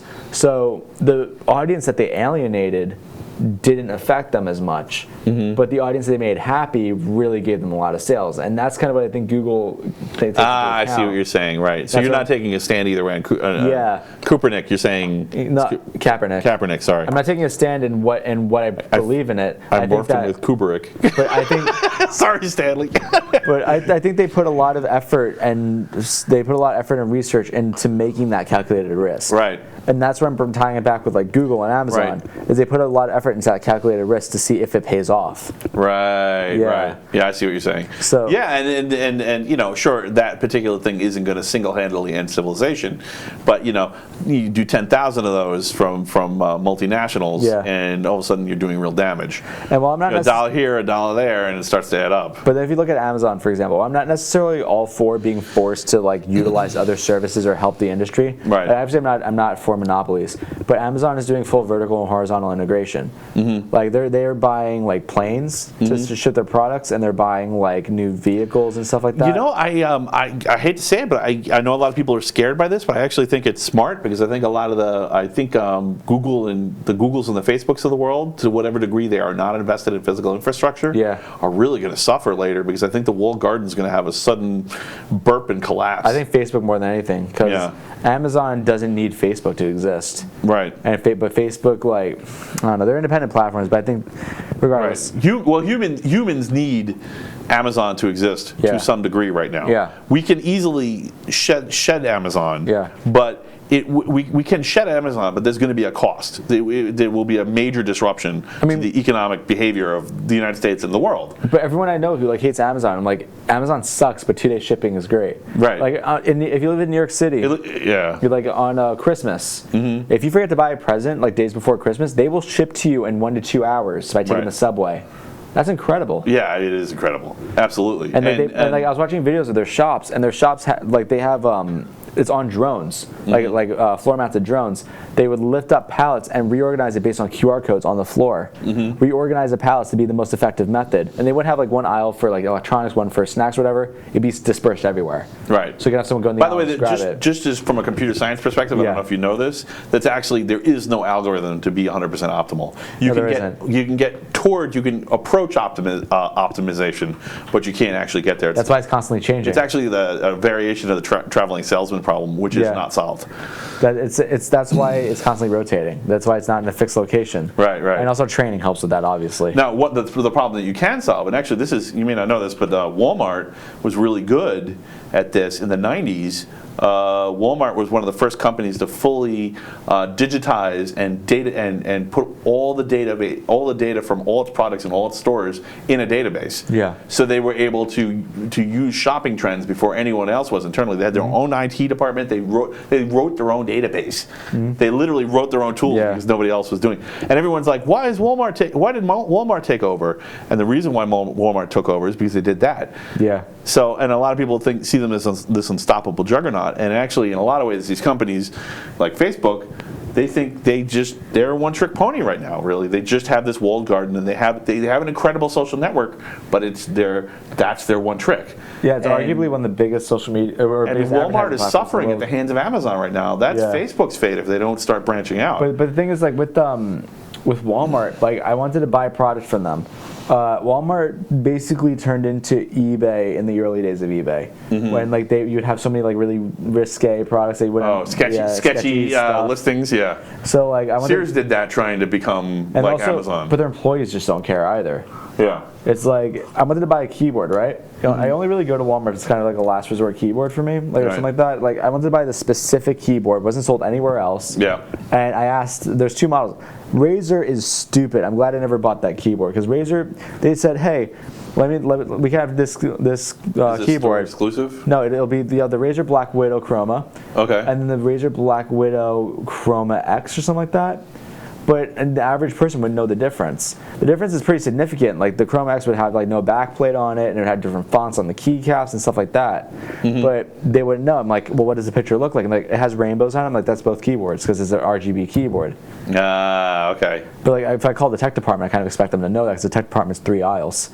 So. Right. Well, you know, so I guess Walmart's hit their point where they're just not prepared to diversify anymore. You know, like where they've hit their saturation point. They just can't organize any better than they've already been. Their glass ceiling has made it bedrock. Yeah, they've hit their glass ceiling. I think. I always see Walmart existing. I mean, you never know. They might find I mean, they have the physical infrastructure that Amazon's desperately scrambling to try to build up. Not talking about tech, of course. Amazon's server infrastructure's you know, second to none, but their warehouse. I mean, yeah, I've used S3 servers. It's pretty good. Yeah. But with Walmart, the way I view it is I view Walmart as basically a really well-funded, oversized thrift shop. Or not thrift shop, but a dollar store. Because, like, you know, everything there is pretty cheap. That's like what they're known for. That's their gimmick. Right. It's not always the best quality for the price, but you kind of get what you expect for it. And there's some things I could really... there's some things you just don't care. You know, I just want the cheap thing. It'll work. There's some things I can only get at Walmart. Like when I was on the ketogenic diet, I got the test strips from there. I later found out it was kind of snake oil because like it measures the ketones that you burn, but whatever. But also, what I don't like about Walmart is that a lot of people don't know this. If you buy CDs from Walmart, they're censored. Oh, really? Yeah. Oh, actually, that's funny. I wanted to ask you about digital rights management. I didn't get a chance. What do you think about that? What aspect? Well, specifically about music, because I was wondering if you guys what aspect of it? Are you against digital rights management on CDs specifically? They had that thing where they've stopped doing it, so it's kind of a moot question. But in general, you know, so there's 2 situations where there's digital right management. So one is where they actually they distort the CD so that you can't record it on the computer. But the problem is not every player can play it well. Then. So that's what you're getting. You're getting at like in the points of like protecting the files on the CDs. Right. I mean, I think it's the horse is out of the barn. But I don't know. What do you think? I'd be a massive hypocrite if I was for distorting CDs like that. Yeah. Because I rip flax. Like, I buy CDs just so I can rip the flax and then I can shelve it. Because I bought this CD by this band, the Deer Hunter, DEAR. Their first 3, their album, they have a 5-act story, and the first 3 acts were before they got signed to a new label. Yep. So, Act 3, if you find that in store, I found it for $15 in store. It retails for $400 online. Nice. So, like, I'm not going to sell it ever. It's one of my favorite albums of all time, but I ripped the album, and it ended up being a special edition too with bonus tracks. Nice. So I ripped it. I found a few of them in New Zealand. It was awesome. Yeah. So good. So then I put it on the shelf, and then I kept it. I'm just keeping it there forever because I don't want to like risk that. So why would I take the time and risk like damaging a CD, that $400 right. CD? It's because at that point it's not just a copy; it's the physical medium. Yeah. I'm not gonna lie. I have MP3s of all. I have a massive tower of CDs. So we were talking about this before, like off the show.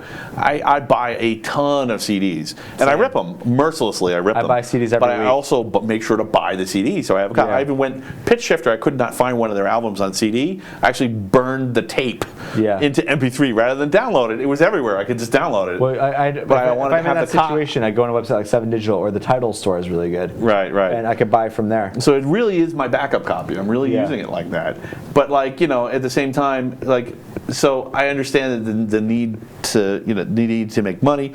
Let me tell you what happened. So I was at a Rob Zombie concert, and of course, whenever I'm going to a concert, I try to buy the CD at the concert because I know that typically the artists are selling them and they make more money. This is a tip, by by the way, if you're going to a concert to see an artist, buy the CD at the concert. 9 times out of 10, they get all the money, or they get most of the profits. Buy from me if you see me on tour when I eventually go. Right. So I bought it from him, but I guess they had either, I don't know if he was in on it or they just did it to him, but I got it home and it was DRM'd. And I'm like, this is garbage. I'm like, what are you kidding me? I could have had the CD 3 weeks ago, and I waited till I went to the concert because they just released the CD. Yeah. To buy it from him, and then it's DRM'd. I'm like, you got to be kidding me. This isn't, That's nuts. And I mean, he may not even have known. They may have just handed him a pile of CDs. Here's the free CDs. Okay, thanks. And he sold them and didn't realize. Well, but the thing is, it's impossible to be like a musician and not have a perspective on this.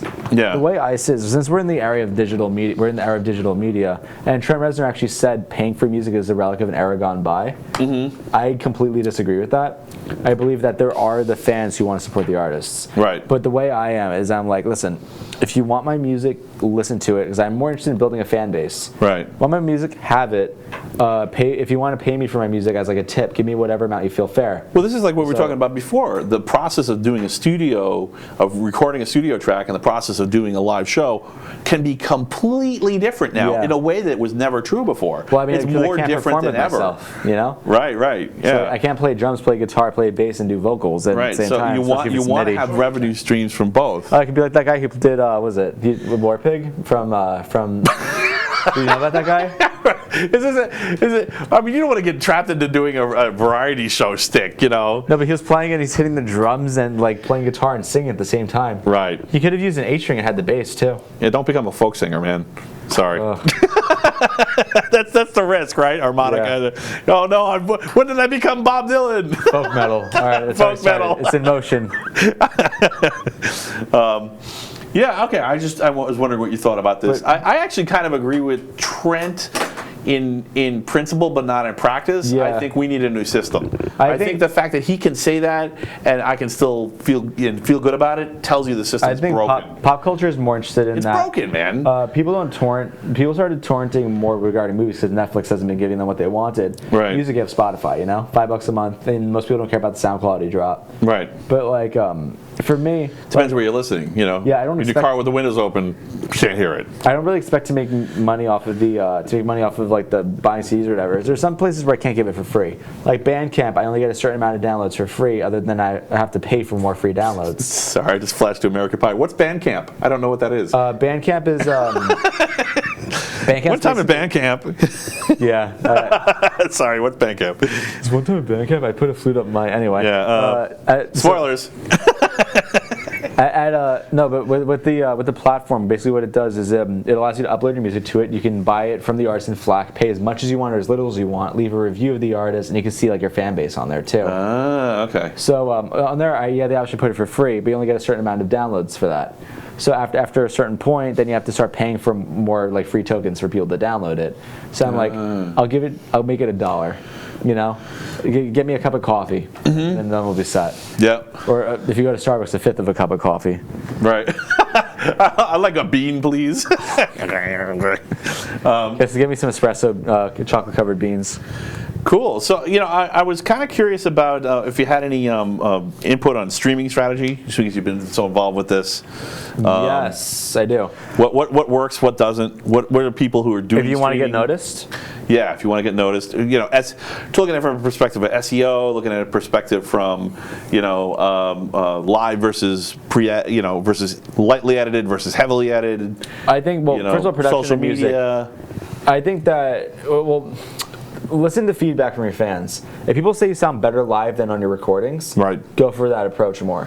Because I've seen bands, like especially some local artists, who get really crippled by their production because they try to overproduce things and it just sounds really like it doesn't sound right, Right. So listen to your fans with that. Regarding your strategy for like listens or whatever, social media, you need to have it. Right. I hate social media. I loathe it, but I need to have it. Right. If you have an Instagram, which is usually where like Why do you loathe it? it's just work. It's like extra work, and you have to put like focus into an image. Like with marketing, social media. I'm telling you, man, Google was not like this 10 years ago. Yeah, they but really are so much worse. If you look at marketing now, like a typical user, what they use social media for is just to flex, essentially, to show, hey, this is the luxurious life I'm using. I use it just to promote my music, man. Right. So like I use it for like vocals and stuff like that. If it's personal stuff relating to music, I'll post that. But one thing that I can't stress enough that's really important for Instagram, if you use it, is like focus. You know, like make sure you have like a really focused like theme going on, whether it's like color schematics or if it's like what you're posting branding. about. Exactly. You need a good branding strategy. Whether it's what you post about, your coloring, you need like you don't want to post about like landscape in one photo and then you like playing guitar in another. So, kind of, you know? consistent presentation for each episode or image or you song want people to or be whatever. able to scroll through your Instagram and then feel like there's cohesion in it. Right, right. And then what else? So you're Conan the Librarian, is what you're saying. Learn your Dewey Decimal System. So what else do I do? I do. I put there's this app called Linktree. Linktree is basically it goes into your Instagram bio and you click it. And I sent it to you actually in the email before the show. Right. Where when you click the link, it shows a list of like whatever links you want. Right. So what I did is I put a link of wherever you can find me streaming. Mm-hmm. And then what's good is if you have the pro version of that, you can like track who clicked the link. Right. And like how many people clicked it when they clicked it. I know what you meant. when they clicked it, and then you can transfer it over Spotify. We only clack here on the Technocrat Live. Most of your listeners are going to be Spotify, Pandora, or Amazon, or Right. Apple Music. Those are like the trifecta. Right behind that be Google Play, and then YouTube. Obviously, YouTube's up there. Right. You want to be able to, so when you upload your music, upload it like really early, like way before your expected launch date, and then submit it to Spotify playlists. Right. If you talk to a service and the service is like, hey, listen, if you pay us this amount of money, we'll guarantee you to be on this playlist. They can't. Yeah. Service, it's not possible for them to do that. Yeah, I've never paid for SEO and probably never will. No, but it's not even SEO. It's just them. Well, just any kind of cohesion strategy offered by outside. I think that needs to be a shared interest for that to work. So when you put that on, it's one of the reasons I like this. I like Area 22. Yeah, you try to be. It's a family. Right. But also like we lend to each other. We can, and I think that's a smart strategy. But when you're on like Spotify or whatever, you gotta upload. You gotta send it to the playlist that you think would be relevant because someone's actually listening through those songs that get submitted. Yeah. So pick like the best songs that represents your sound, like two, like best on the album. Submit it. Just get listeners from that. Right. And like it's really hard. And I'm like really pot calling the kettle black. This is stuff that I learned after I first started doing it. Well, yeah, I mean, this is just a tech world, right? It's fire ready game. Exactly. Just see what works and then you change it. I was just rushing. I basically rushed to get my song out on Halloween, so I thought it'd be cool to have my debut on Halloween. That's what I did. Well, at least it wasn't April 1st, right? Yeah. Yeah. But you have the Perfect Circle, Maynard's other band from Tool. Yeah. They released their newest album, first in like 14 years, on 420. Wow. I think there was something like that with Slipknot where they had a Halloween show. Yeah. And they had to cancel it because somebody's dad died. It was freaky. Yeah, it was really like okay, this is not working out. They went full cult and it was like I don't remember what it was, but Steve, look it up. Oh wait. All right. You're right here. You're in front of me. So look that one up. It's pretty interesting. We had tickets to that one and it actually got canceled. So it was supposed to go to Slipknot and it was a bummer. How you doing? You got a few more minutes? What are we doing in time? A few more minutes. All right. Yeah. So if you are we killing you guys? You guys surviving? You hanging in there for a few more minutes? If you ask Mark how he's doing, he's going to probably like hang you right where you stand. Nice. Awesome. How you doing?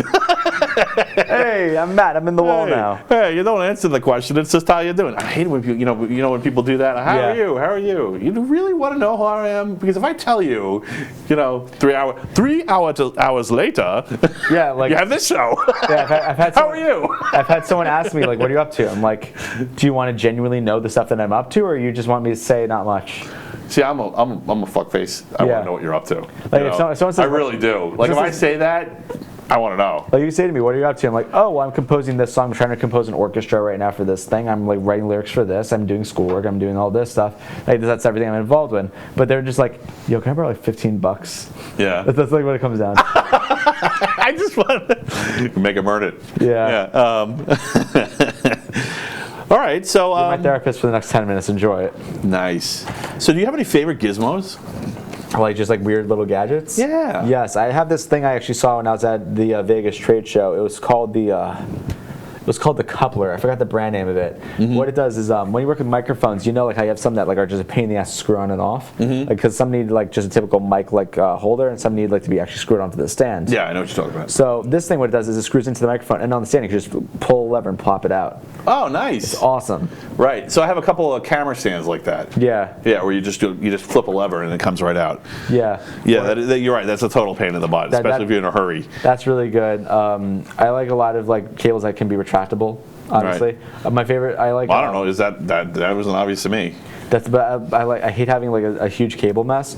Another thing, I got this from my brother as a gift. Better quality cables helps with that, right? Because you get the thicker cables, they bend more evenly, so they wrap better. Yeah. Another thing is I actually got this from my brother for his birthday a couple years ago. Was like a foot hammock. Right. Like it would go under your desk, and you'd be able to rest your feet on it, and like and have something to put your feet on instead of like on like your computer. Foot hammock. Yeah. That's awesome. That's really cool. You can get it for like $30. There's a great picture out there. I think it's on one of the fail blogs of somebody using their the cables from the back of their computer as a foot hammock. Oh, actually, I have one gizmo that I love. Why does my computer keep breaking? I keep this on my keys actually. Ear protection. These are called eargasm earplugs. So I use these if I'm going to a concert and I want to use my in-ear monitors because those things are wired. That's a serious keychain, man. These are what they look like. Yeah. Basically, how they work is I'm going to get that hair off of there. They have a filter right here, and it does, I believe, 23 decibels of noise attenuation on really on sound. And this filter actually allows you to still hear human voices at a normal volume. I assume the feature is that it doesn't distort it and make it sound like you're under the ocean. No, it's actually rated for high fidelity. I don't know how you can rate something for high fidelity for attenuation, but that's the thing. What was the name of it again? Eargasm earplugs. Cool, Eargasm. That's They're nice. like $30. They last you for a year. So, but anyway. Yeah, I work with power tools sometimes, so you know. Yeah. Also, my little Freddy Also Krueger drums. keychain. Nice. Freddy Krueger key thing. I'm a horror fanatic, as you probably know if you watch my show. Yeah, that's cool. Yeah, you know, actually, I didn't even tell you my van has a Friday the 13th theme. I'll bring it one day. Yeah, I'll drive it That's here cool. one of these days and check it out. I picked it up on Friday the 13th, so that's why I just ran with it. Yeah. Yeah. Let's see. Is there anything else I wanted to ask you about? Yeah. So no, I think is there anything you wanted to talk about? Anything that you were super interested in? Nothing really. We're running out of time. Actually, we have 10 minutes left. Got 10 minutes left. Anything pop culture you wanted to talk as a topper? I mean, I guess just like what I'm listening to. I guess if we're talking music. Right, music or movies or shows or whatever. Well, the movies and shows go on my show. But, Right. for music, I've been listening Best to... show in the world? Your shows. Because we do that segment at the end where we do what we're watching. Right. But no, for what I'm listening to, the new Periphery album, Periphery 4, Hail Stan. Hail Stan. Yeah. What is that? It's like a joke on Hail Satan, but they did Hail Stan. Okay. And it made Billboard. Really? They opened the album with a 17-minute song. Okay. So that's a really good album, Periphery for Hail Stan. So you like shticks a lot with your music. I like when people You're a Zappa fan, when or they have fun with it. Actually, I've never listened to Zappa. really? People keep telling me to listen to it. Right. I Don't like you King eat that yellow snow? I like King Crimson. I hate Robert Fripp, and me saying any of those names are probably going to get us completely murdered by copyright. So Psycho Stick, check them out. I know them. Yeah. Oh yeah, they're great. I love those Really guys. cool. Isn't it like one of their songs? We ran out of recording time Yeah. for one of their tracks. Yeah, just check out Psycho Stick. Basically, you just buy any album and there's going to be something good on it for you. Ailstorm's another band like that. Do you know Ailstorm? Yeah. Ailstorm is pirate metal. Right. It's shanties with drop tunings and like the like kind of melodies. All right, pirate music. I like it. Pretty much. It's so great. So Ginger. It's the last one I want to mention. A lot of people don't realize about like heavy metal. I think so. They're all nerds. If you're in heavy metal, you're a nerd. It's not that. That's true, but that's not actually where I was going to go with this. I think heavy metal is actually like there's a form of society that I came up with it. I don't think anyone is talking about it yet. I mean, I didn't come up with it. The Vikings came up with it. But I think Vikings and heavy metal and motorcycle culture, not just talking about lone wolves, but guys that actually ride motorcycles together. Especially too. And also gangs too, but I'm not trying to lump badness into this. There's are psychopathic cooperatives. And the idea is that you have two modes of operation. You have the thing that you do in normal daily life, and this is coming from the Vikings. The Vikings were farmers. People don't think about them. Yeah, last show too. Yeah, they don't really think about it, and I think that this is a really important thing with heavy metal. There's a brotherhood that's in heavy metal that doesn't exist anywhere else, and I think it's actually a broader societal function that actually. I mean, I didn't want to find this. I didn't go out searching for this. Conclusion, and I think it's important to remember with music that when you have a society like that, people are connect. There's a brother. That's the reason there's a brotherhood in a pit. Yeah. Most people when they see it depends what bands. If they don't know metal, they see a pit and they go, "Oh my God, they're killing each other. Why are they doing that?" And it's like, no, we're just having fun. We're slam dancing, man. You know? I saw that progressive metal band Between the Buried and Me tour with progressive pop and progressive rock band The Deer Hunter. Right. Very different bands. The Deer Hunter is very like orchestral and like upbeat. And Between the Buried and Me are just straight metal. Like they just constant screaming. Deer Hunters never screamed in their music. Right. And when they played together, they did covers of each other's music. It was really cool. Live, you see the pit open up for Between the Buried and Me, and the Deer Hunter fans are just leaving. They're like, I can't handle this. Right. But that's interesting. Well, this is what I was saying before about people who were like, show me the brutal reality, and people who just want stuff that's uplifting. Yeah, but going back to you, it's not really uplifting. The story's kind of dark. Right. It's about like this kid whose mom's a prostitute in the brothel / church. Okay. Sounds like Manson. Yeah. And then the mother burns down the church and leaves, and then to the kid on the riverside, the kid goes back into town. And who is this again? This is the Deer Hunter, DEAR Hunter. Okay. Because there's deer as in like the animal. Okay. So. But like basically the kid falls in love with a prostitute, gets mad at her for being a prostitute, falls out of love with her, goes to war instead because this takes place around World War I. Okay. Runs for mayor, and then like the mayor, he gets discovered by like that guy who runs the brothel called the Pimp and the Priest. Oh. It's pretty insane. That's insane. There's like a lot of like plot going on there. I was definitely gonna check that out. 5 albums. So anyway, what I was saying is that they're very different bands. They're not like super uplifting, but when I'm going into like when you're talking about metal has camaraderie and based in its obscurity. Right. Metal as a genre, everyone knows it exists. Mm-hmm. You won't find one person that doesn't know what metal is. Right. But metal artists are bathed in obscurity. The most successful metal artists won't be as successful as like a mid-tier pop artist. Right. Because like people who are metal like realize we've hit our glass ceiling. Metal fans are generally more passionate for what I've seen. Mm-hmm. Like they're much more involved in something. And the camaraderie exists though if you're listening to obscure bands in general. Like if you listen to the Deer Hunter band, if someone else tells you that they listen to them, or like to Baragos, and someone else is a fan of that band, like you're probably going to find a friend instantly. Like that's like how that kind of stuff works. Interesting. Yeah. Yeah. Now I want to check them out just to figure out how the society works. Yeah, it's really because that's like where I was totally viewing a different side of music like what you did, and then I found that community of people who like for example, someone couldn't afford to go to a concert, like they had to sell their ticket. What someone in that group did is they paid out of pocket for their ticket to go to the show. Mm-hmm. Or like they paid for someone's like copy of like their new EP to listen to it because like they just don't want someone to be deprived of music. Right. And like the band are heavily involved in like the groups and everything. It's really like a cool community. Right. Being involved with that. Yeah, I'm convinced that I don't want to get into another thing. Is there anything that you want to say for your solo stuff, for your band, or any shout outs or anything like that before we close? Yes. Well, first I want to say go ahead and like Area 22 Productions on Facebook. Yes, please. Give us a subscribe on YouTube. Follow us on Twitch. super subscribe to us on patreon.com/area22. And I didn't. What should they do when they get on Patreon? You know, send $1 for a cup of coffee. Yeah. Or okay. and then from there I have my stuff. I have Elisions coming out. Go like us on Facebook, ELISIONS. Right. On Instagram, I am Drakentas _DRAKONTAS, and you can listen to my latest single, Baptism of Earth, on there. For Elisions, I don't have anything released yet where I'm on vocals. Right. So you'll be listening to their old vocalist. So you're going to link to all the stuff also in the description, right? Yes. I'll definitely send out links because. I'll email them to you. Well, no, not to me, to them. Yeah. Yeah. I'll take them too. But, yeah. But anyway, that's everything you can find me at. If you like metal, if you like industrial stuff, give it a listen. Thanks so much for being on the show. I really appreciate it. Steve May. Matt. Last name. Newhall. That's right. Yeah, you know what? It's not your fault. I actually never say my name, so Matt Newhall, the Technocrat Live. Matt Newhall. See you next week. Live. Gute Nacht.